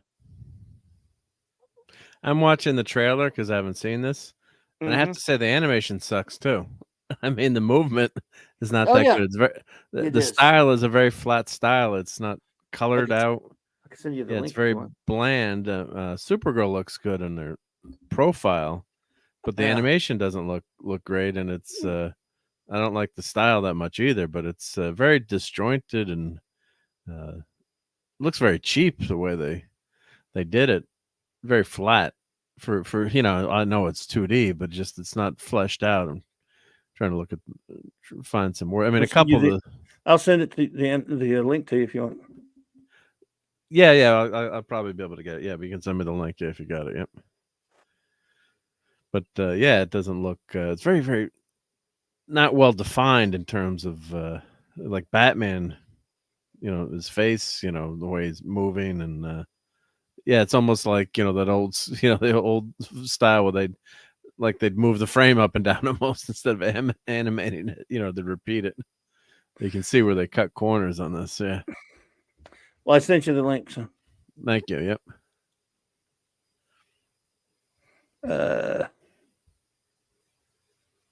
Oh, you could do that? Wow, cool. Yeah, the Max Fleischer cartoons. That's true, Matthew Pounder. Yeah, and it looks a lot better than that. Yeah. I'm telling you what, I'll never live to see it. But man, if I could, if someone would adapt some some of my favorite comics into the ones that are small, that have enough space, even the longest ones, whatever, into very good, faithful adaptations, story wise and art wise, to animated features like that, I would never need to see another live action superhero movie again, because to me, animation is the second cousin to comic books.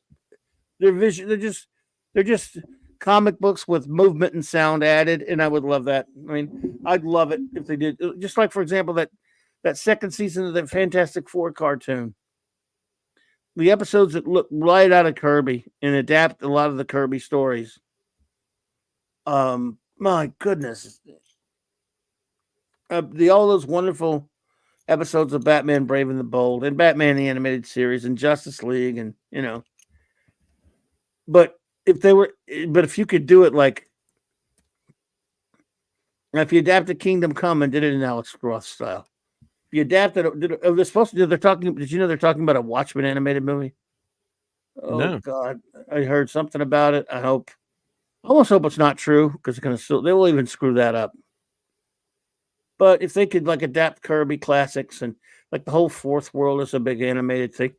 Again, I mean, something like Watchmen should be so damn easy to adapt. You just copy the damn book frame by frame. They won't.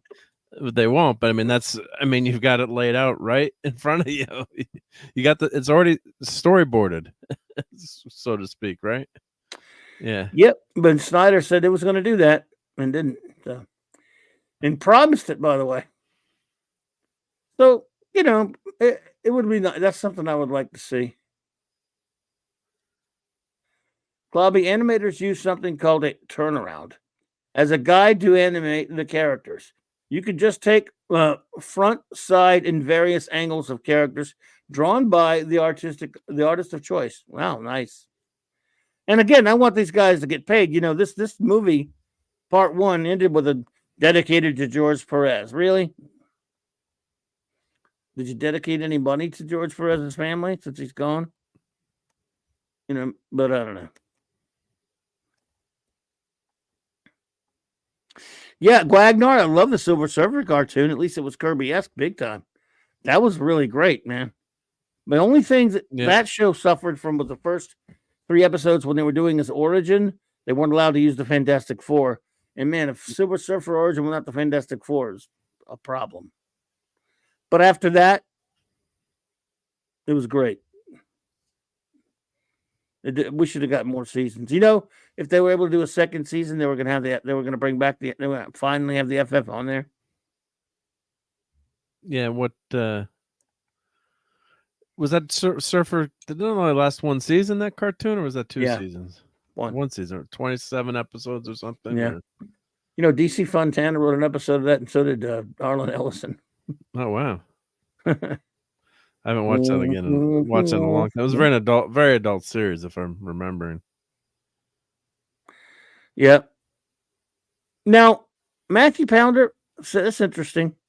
Says Dark Knight Returns animation was devoid of Miller. Wasn't that? I have those. It's been a while since I've watched them. I thought they looked kind of Millerish, didn't they? I thought so. It's been a while since I watched it, but they did year one. Remember, year one was kind of like Mazzucchelli. Yeah. Let me see. It's been a while since I've watched them, but I think I remember them being it. That came out in two separate parts, and then they released the third part altogether with extras. Like, you bastages! It's like, now you want me to buy it 3 times. What do you mean? No, they did 2 parts. They did 2 parts, and then they came out with the disc. They came out, released each disc, and then they came out with like a special disc with part 1 and 2 together, and like extra features and it's like, come on, really? You knew, and because I knew what they were doing, the whole time anyway. So yeah. Was it called Dark Knight Returns, or was it called? I think it was called The Dark Knight Returns, wasn't it? I think so, right? I'm trying to find it on my DVDs here. Did you ever see this one? Batman Under the Red Hood. This was also a great one. Yeah, that was good. Yeah. Very cool. So Jensen, that was a pretty recent one, wasn't it? Oh no, this has been 2010. When was Red Hood at? Oh God, that's not long ago now. Crap. Yeah. Jensen Ackles, who did the voice of Jason Todd in this, is now the voice of Batman in these movies, and he's doing a pretty good Batman. I have to say, he's going for the Conroy, which you can't really blame him, right? He's got him down pretty low, he's got him. So he's doing not a bad Batman. Matt Bomer is Flash. This some kid named Darren Criss is Superman. I guess I don't know. He's all right. Superman's kind of skinny in it. That's another thing that these people with the art direction on this one are choosing to make Superman a skinny. And in this story, by the way, Earth 1 Batman never raised Dick Grayson. So when he meets the Dick Grayson of Earth 2, he doesn't know Dick. He doesn't, he was never a Robin. I'm like, that sucks. Come on, man. What's wrong? Can't do that. Yeah, Under the Red Hood was really cool. I like that.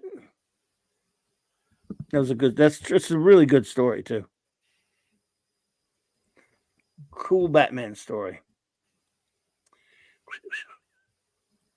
Did you see my new shirts? What'd you get? I got me some new geek shirts today.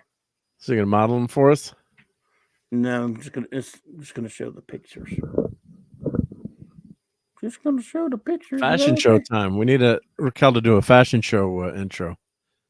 Oh, we can go there. Oh, you know that far? All right. Well, I got me a new geek shirt from my good friends at the Bearded Shirts, who we love, and this one I ordered. They sent me a present as well. Shirt, but I ordered this shirt a while back. That's awesome. From the cover of Superboy and the Legion of Superheroes 180. 280. Where's it? 283? 280, I think. The great George Perez. You know how many times I wear these Superboy shirts? This is my first one. I haven't wearing this out yet, but my other ones with Superboy, how many times somebody will go, Superman. And I'll have the geek fun of going, no, it's not. Well, what do you mean it's not? That's Superman. Like an a-hole. Like an a-hole. I'll say, no, it's not Superman. Superman. Oliver says, Clobby, have you seen the 1979 Hanna-Barbera 13-episode run of the why'd you have to say this in front of Mark D?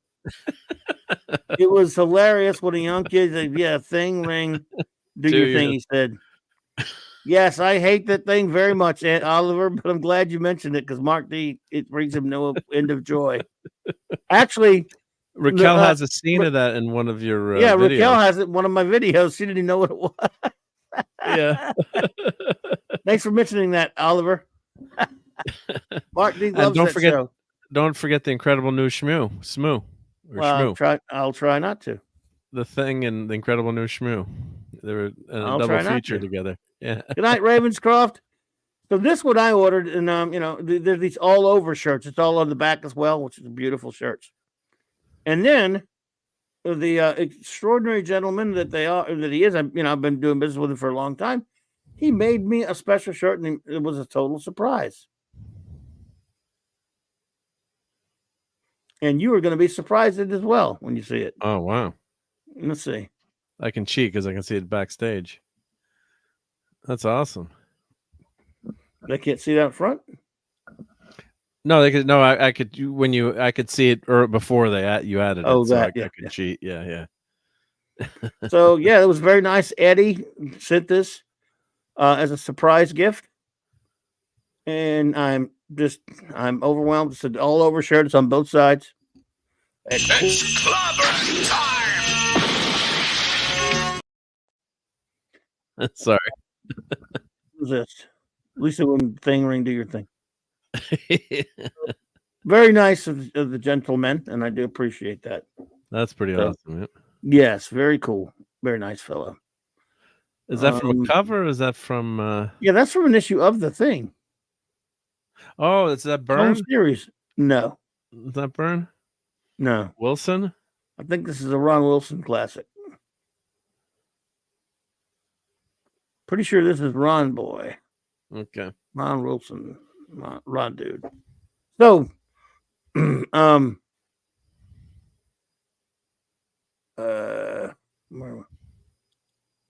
anyway, I just wanted to show that because that's so nice. nice of them, great fellers. I like them. They're really amazing. They have so much great stuff they make. So I think it's Ron Wilson, Matthew. Pretty sure. It was an issue of The Thing, but I forget the issue number at the top of my head. So, what you got going on? Anything? Do you have anything cool to show us? I bet you don't. Well, do you want to do comics this week or now, or do you want to do them next week for Monday night? It's up to you. Yeah, I mean, I never. I'm thinking about reviewing some comics Monday night. Well, we can't make fun of you because you suffer too much by having to watch. We can make fun of you for watching Echo, but not so much for this. Oh, the pain. Let me. Oh, the pain! Oh, the pain! You bubble-headed booby!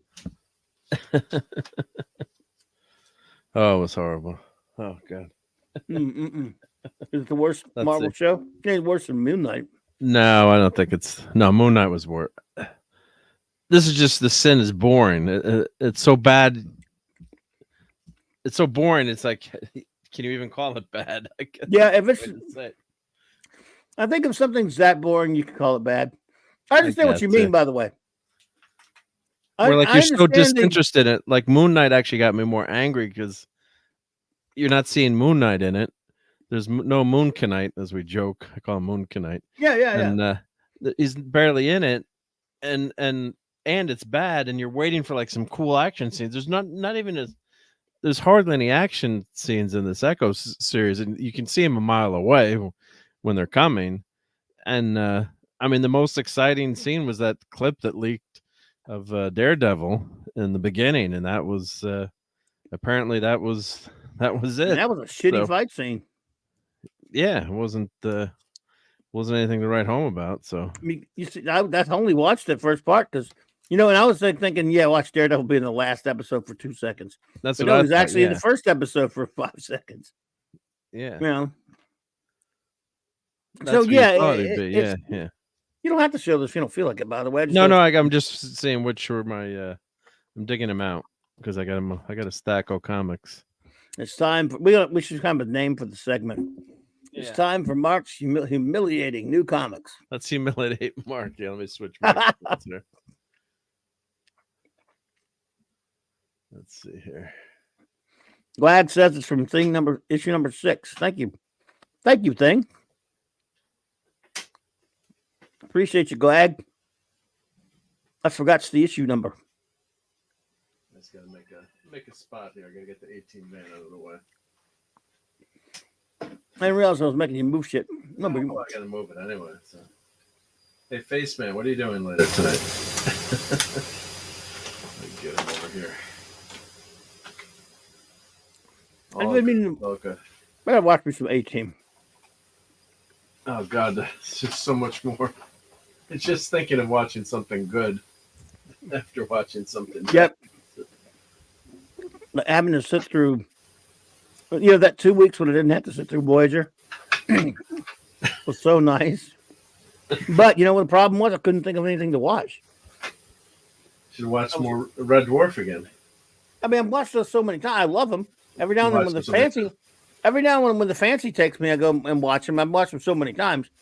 But I'm to that point where, it's something that'll pop up every a year or two or whatever. Whereas, I couldn't think of what I wanted to watch the whole 2 weeks. I watched some stuff. I watched a lot of NFL films, really old. Did you watch the Blackadder Christmas special? Oh, yeah. You always watch that, right? Yeah. That and Comfort and Joy Justice League. I watched Trading Places. I watched too.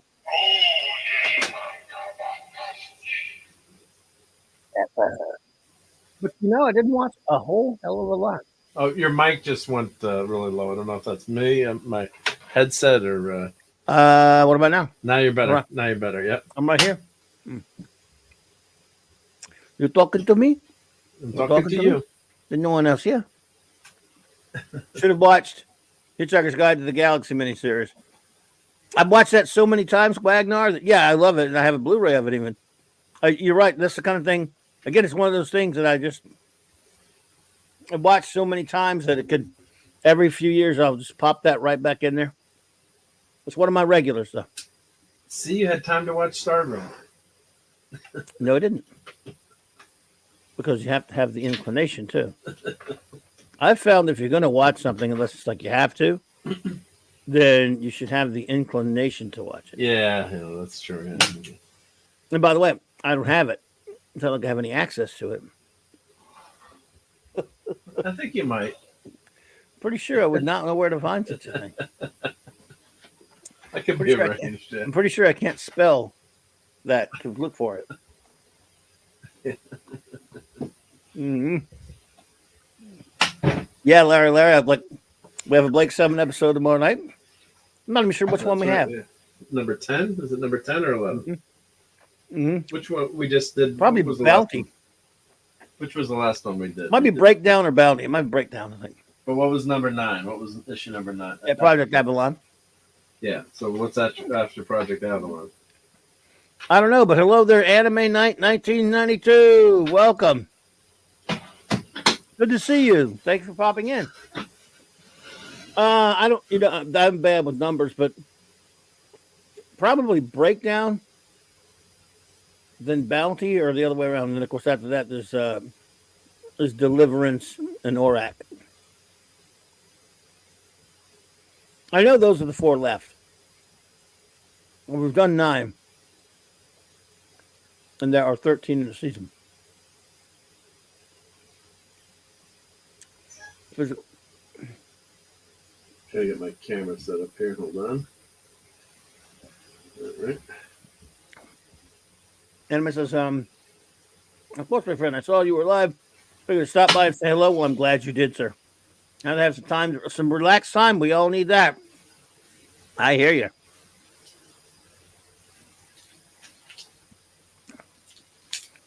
Matt, these might overlap a couple of shipments. I got them in a stack together, but they're so unmemorable. No, I have them on my desk, but I'm saying they're so unmemorable that I can't remember what I've shown. Larry's a member for 14 months. Says, I'm creating a new TV series. Straker slaps Foster. Will it open with a scene like this? Crazy.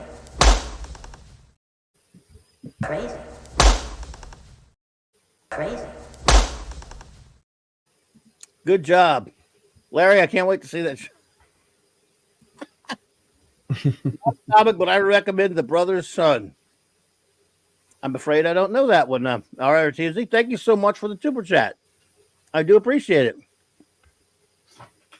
Anime Night says, after ending a 4-hour stream down to 3 hours. Oh, wow. Editing a 4 hours down to 3 hours. Oh, my goodness. Big step up from editing a 6-hour stream the other day. Oh, no kidding. Wow. That's a lot of work. Yeah. A lot of editing, sir. Wow, sir. Editing is a lot of work. Yeah. For those unfamiliar. Not easy. Right. Absolutely. For those unfamiliar, there's some of us around here who scoff at the even idea of touching new comics. And so, when those who have the actual guts to do so, like the brave soul that Mark is, lesser, smaller-minded individuals like to make fun of him for it, like me, for example. Yeah. So he shows us. They keep coming back for more. Of course, he'll show us his new acquisitions each week or other week. Yeah, he doesn't have a comic shop near him anymore, so he orders them via subscription service.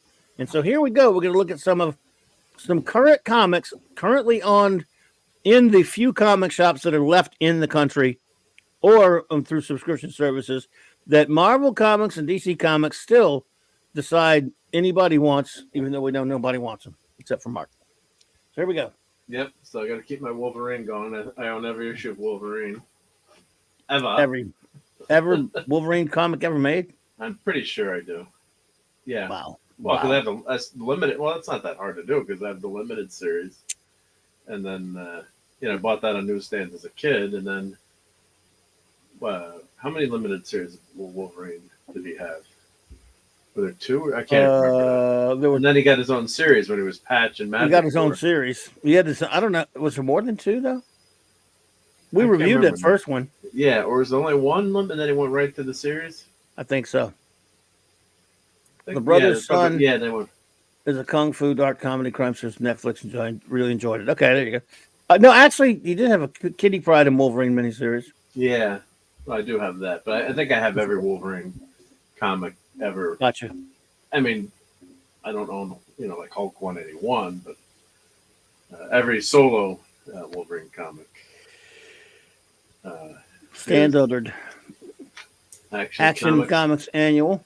Well, we have to rate these. So this is all right. It's not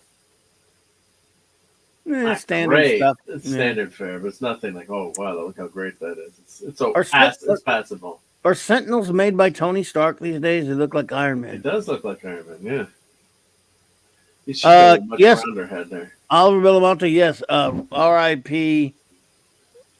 Mary Poppins actor Glynis Johns. She was 100 years old, right? Yeah. Wow. Who played the original Mrs. Banks, and Sydney Morgan also passed away. Played Ginger Perk. She was in one of my favorites. I loved her in Tron, Caddyshack, Bring 'Em Back Alive. She's a sad story. Cindy Morgan died with a tragic story. It's a shame. And also Tracy Torme passed away. I saw that. That's right. Cardinal Creator of Sins Sliders. Our buddy Cardinal Sins, buddy. Tracy Torme. That's right. Wow. Rest in peace to those people. Yeah, I actually re-listened to one of Cardinal's show today when he had Tracy Torme with Mark Zicree. Oh, really? Okay, yeah. That was a great episode, yeah, because they were talking. People said, "Oh, they were trying to bring Sliders back." I know one picked it up. Yeah. So yeah, God rest. Damn shame. Torme. Yep, and he wrote some good episodes of TNG. Yeah. Yeah, he did. He did write some TNG. That's right. And War over Metropolis. This is Garbaggio.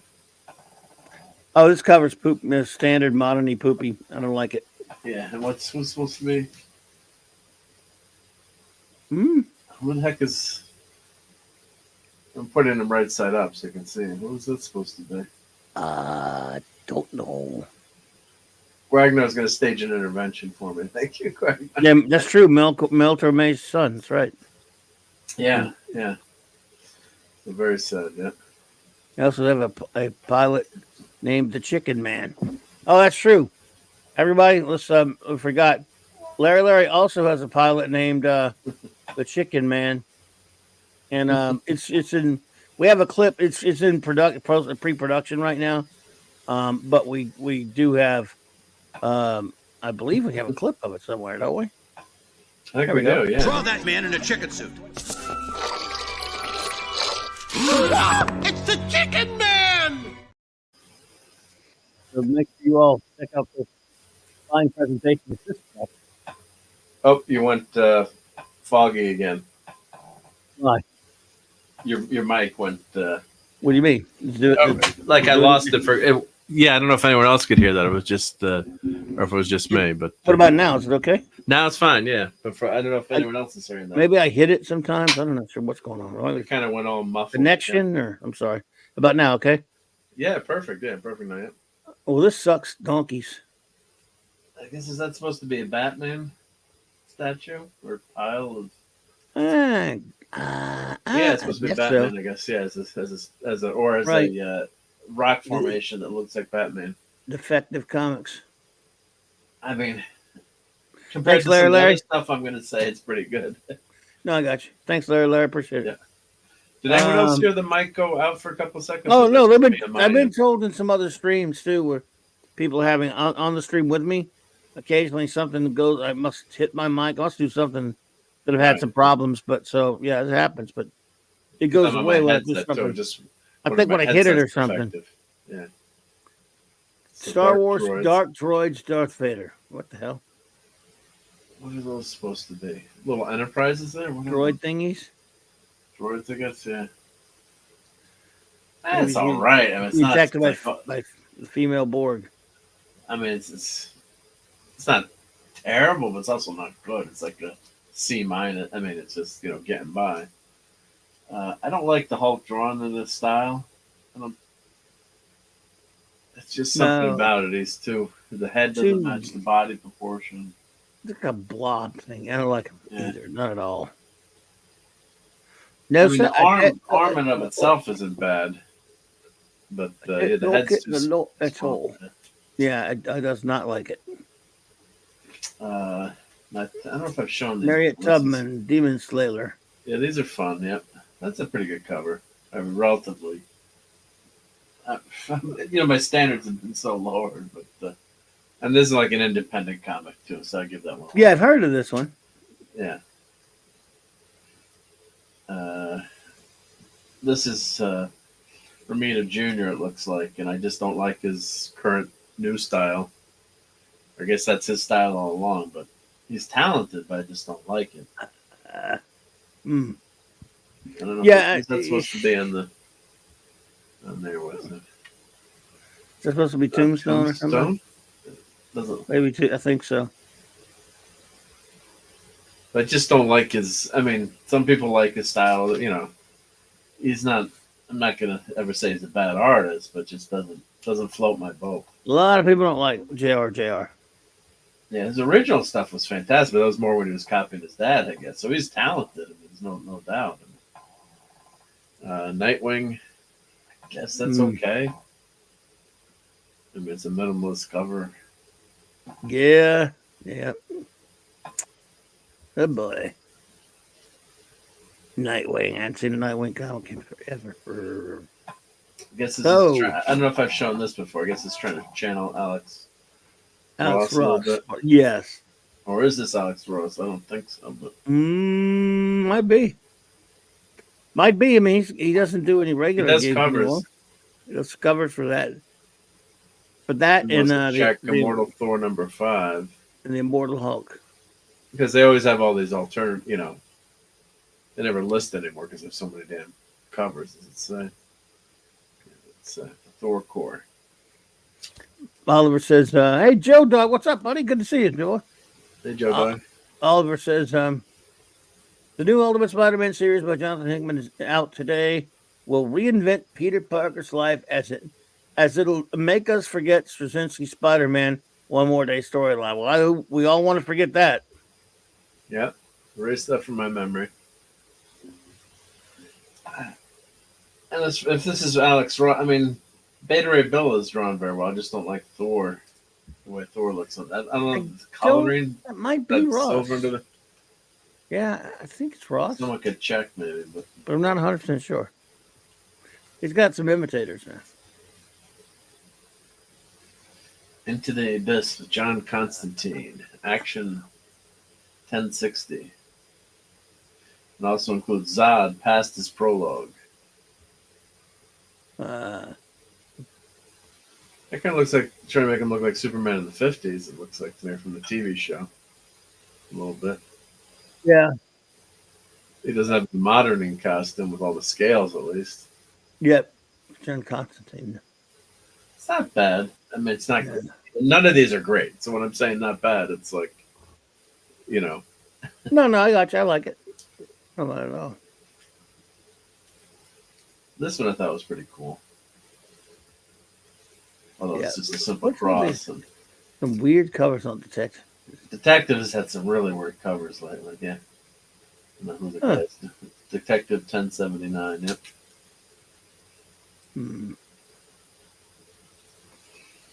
This is not very good either. Star Wars droids. That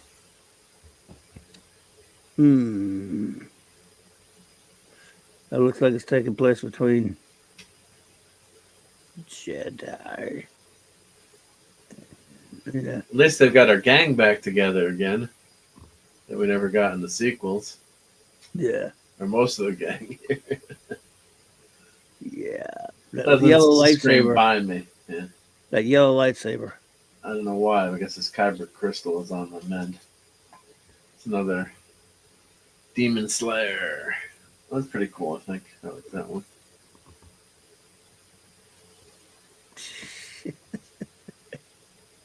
Oh my goodness.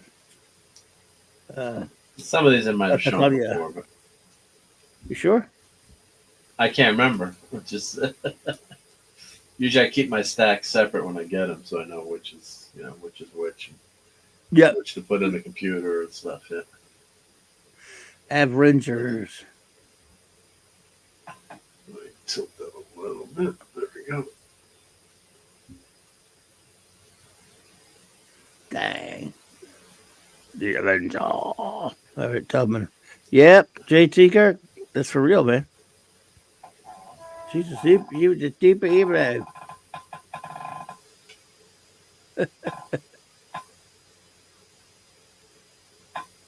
The logo looks good. Yep. What's that supposed to be? Who's With the horn. I don't know. I mean, I can't name most of these characters, so. No, these are some Asgardy thingies, I guess. Twilight Dreaming? That's supposed to be Doctor Doom? Where? Is that supposed to be a version of Doom? No, I guess not. That was the mask for a second. But Could be. I don't know who any of these characters are. An Avengers book. An Not putting the Avengers book. on it. That's like Is it Zemo? Is Zemo on there? I don't know. Yeah, I'll bet the bat.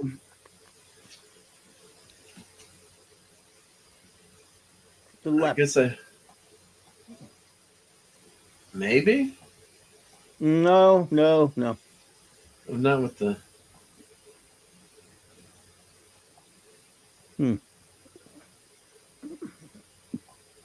So, well, maybe someone can tell us if they look up Avengers number 8.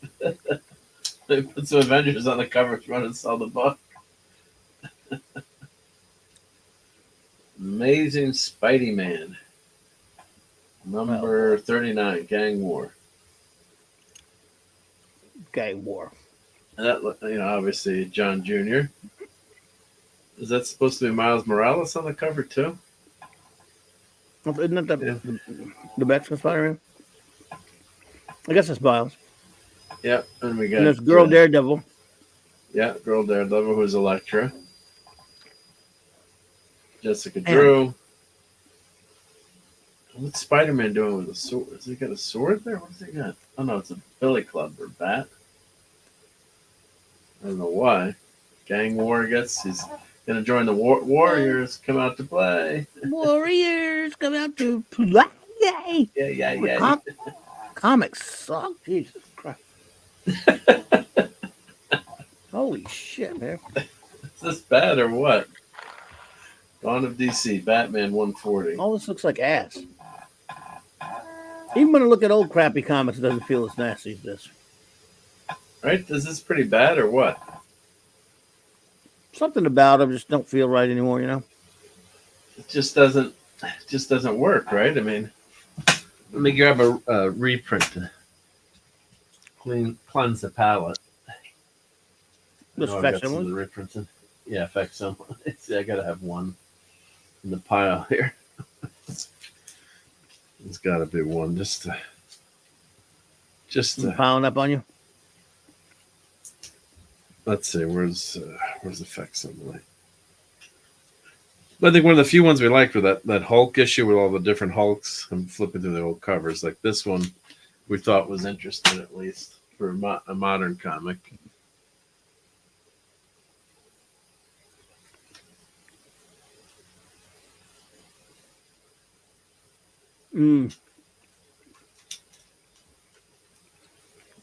Interesting cover.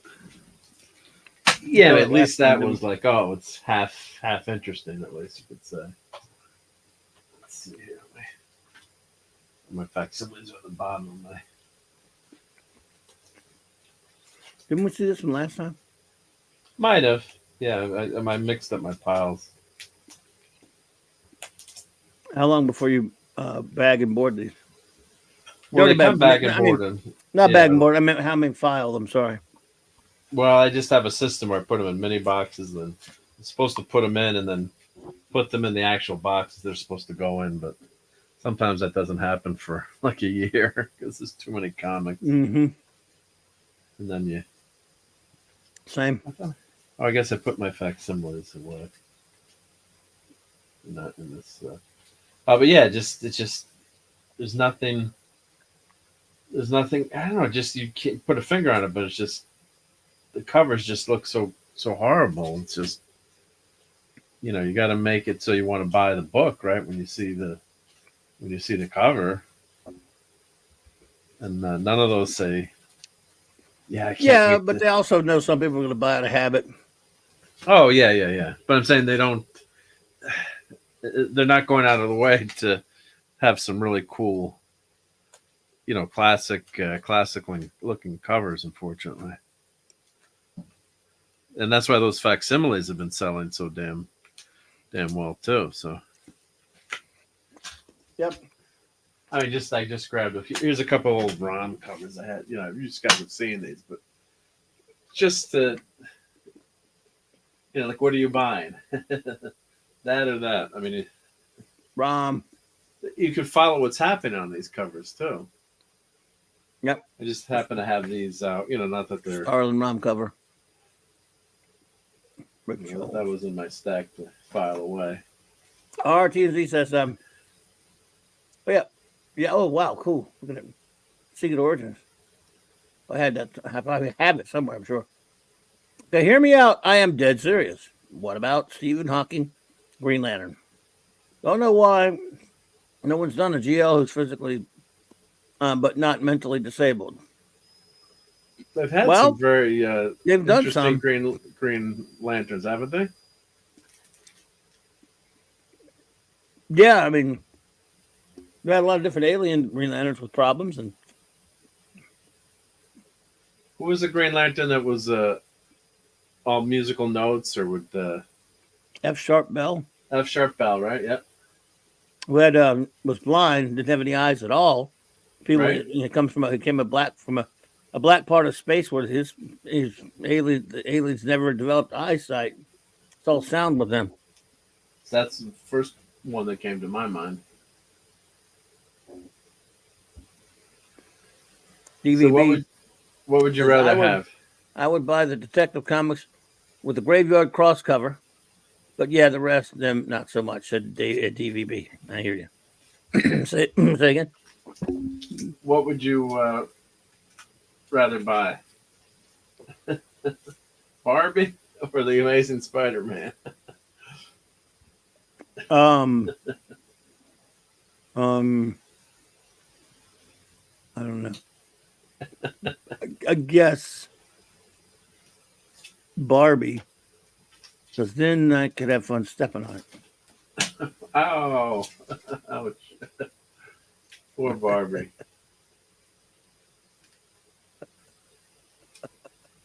That's probably the best two mainstream covers out of this pile of comics, and I think that's like this is compare this Harriet Tubman to the Star Wars one.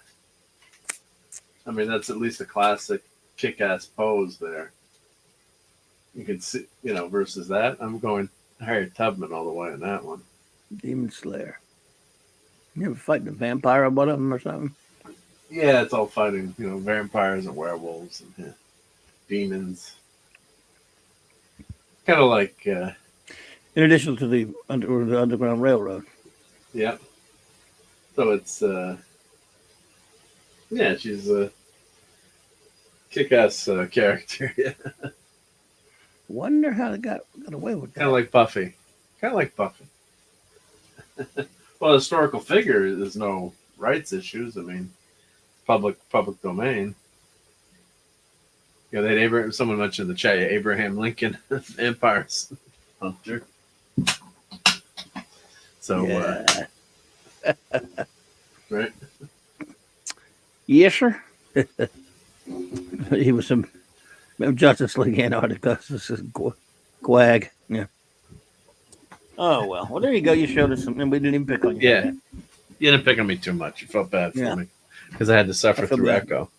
Yes. No, you have to do that. I won't be suffering through it. I mean, so for once, you had to suffer more than me. Well, if you do want to have trouble falling asleep tonight, you can put it on. Won't have trouble doing that. Yeah, I have, but I still have some Voyagers. Still some Voyagers to go. Yeah. Yes, sir. Yeah. Oh, we still have. Don't forget, tomorrow night we have I won't do it want to do the moment of the announcements, but we have a Trek comic to review. All right. Oh, and Dave C. To be fair, he says he does like this Batman and Robin Funko ornament. It's not too bad. Not too bad. Only because it's them. And it plays the 66 theme. Yeah. But you can't. You can't go wrong. And it lights up, yeah. So that's cool. Yep. Yes, sir. Oh, well, we're going to start moseying on out here, folks. It's been a fun open geekness with you all. Next Wednesday night, my buddy Salty Traveling C will be joining me. We're going to talk some Doctor Who. Who knows what else? And so we'll have a topic next week. In the meantime, my friends, let's see. Mark D with AC, anything to announce? I will be doing a watch party tomorrow night for Blake's 7, so episode 10. Yep. And we'll of course be back with Sunday Night Geekery, and looking forward to hanging out with you at the clubhouse. Yep. Yes, sir. And Guagner says, Mark not showing off the new comics. Is it safe to watch the live stream again? Yes, it's safe. You may come back to you may turn the TV back on, quote unquote. Yeah. Yeah. You're so that's how we get. And hopefully I'll get some videos out on some of these ornaments and toys. But I've been busy at work, unfortunately, which is, I shouldn't let work interfere with YouTubing, but I got to get my priorities straight. But Breakdown is the episode tomorrow night, season 1, episode 10. Breakdown, and then there's 3 more to go for the season. And the comic that we're going to be reviewing tomorrow night, folks, is Star Trek: The Untold Voyages #1. All right. What's the first number? Number 1. We have to. Why don't we tell Raquel we're going to go backwards? We're going to start at number 4. Crazy. No. I finally figured out how. What?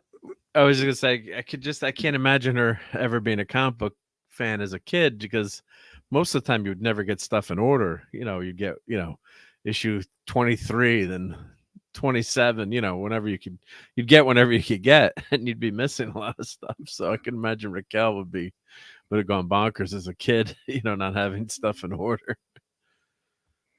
Yep. Oliver, have a great night. Thank you. So what else you got going on? That's about it. Yeah. No, it was fun to hang out with you guys, and sorry about the echo talk, and we probably will cover it again on Sunday Night Geekery. But Okay. it's always Maybe I'll watch always them a all good by time then. here. Not. If you really ask from the future, what number are you thinking? So, he's thinking of a Red Dwarf question, isn't he? I'm gonna go back in time to get all the Action Comic #1s. Yeah. Is that a warning to stay away? Yes, it's Quag. There you go. What you do? So let's see up in here, folks. Show notes and shout outs, shall we? All right. Tomorrow night we'll be at the Clubhouse with the wonderful First Officer Raquel, and of course Mark D. the C with EZC, with AC even, and with AC, as in AC. He's a cool dude with AC. Yes. So where was I? Okay. We'll have, of course, a Blake 7 review and a Star Trek comic review. And then, of course, I'll be, before that, I should be hanging out with Tom and the gang at Midnight Edge After Dark. And then, of course, Friday night at the Frank Miller Free For All at the great J-Man's channel, continuing as we started last week, our coverage of Frank Miller's classic Daredevil run on the Man Without Fear, coming at you on J-Man's channel, 7 p.m. Central, Eastern, 6 Central, 7 Eastern. We're joined, of course, by our good buddy J-Man to cover this epic, classic, historic run on the Man Without Fear. A little bit later from there, I will be hanging out with the good boys and buddies on 32 Flavors of Nick Weitzer with the Friday Night Comic Shop Boys, 8:30 p.m. Central Standard Time. Sometimes topics, sometimes we'll just hang out and hang loose, blood. Saturday night Star Trek is here. Back, that is, 9 p.m. Central Standard Time. Same Trek time, same club, big channel. As always, 9, they're all my shows. And this time, hopefully on time. 4 more scintillating episodes of Star Trek Voyager. And so there's all that. And then, of course, I'll be back with the great Mark D. We'll see on this channel, the Geekery, folks. Sunday night Geekery, 10 p.m. Eastern Standard Time on the amazing Mark D's channel. And who knows, might turn into Geekery for a little while. We'll see. Yeah. Might get some eatery. Eatery, sorry. So I guess that's about going to wrap it all up. So I want to thank the great wrenches, of course. Eric K, Chris Persia, Dick, D-Bud Martin, sorry. Lord Thoth, J-Man, Matty Staddy, Super Rich Kello,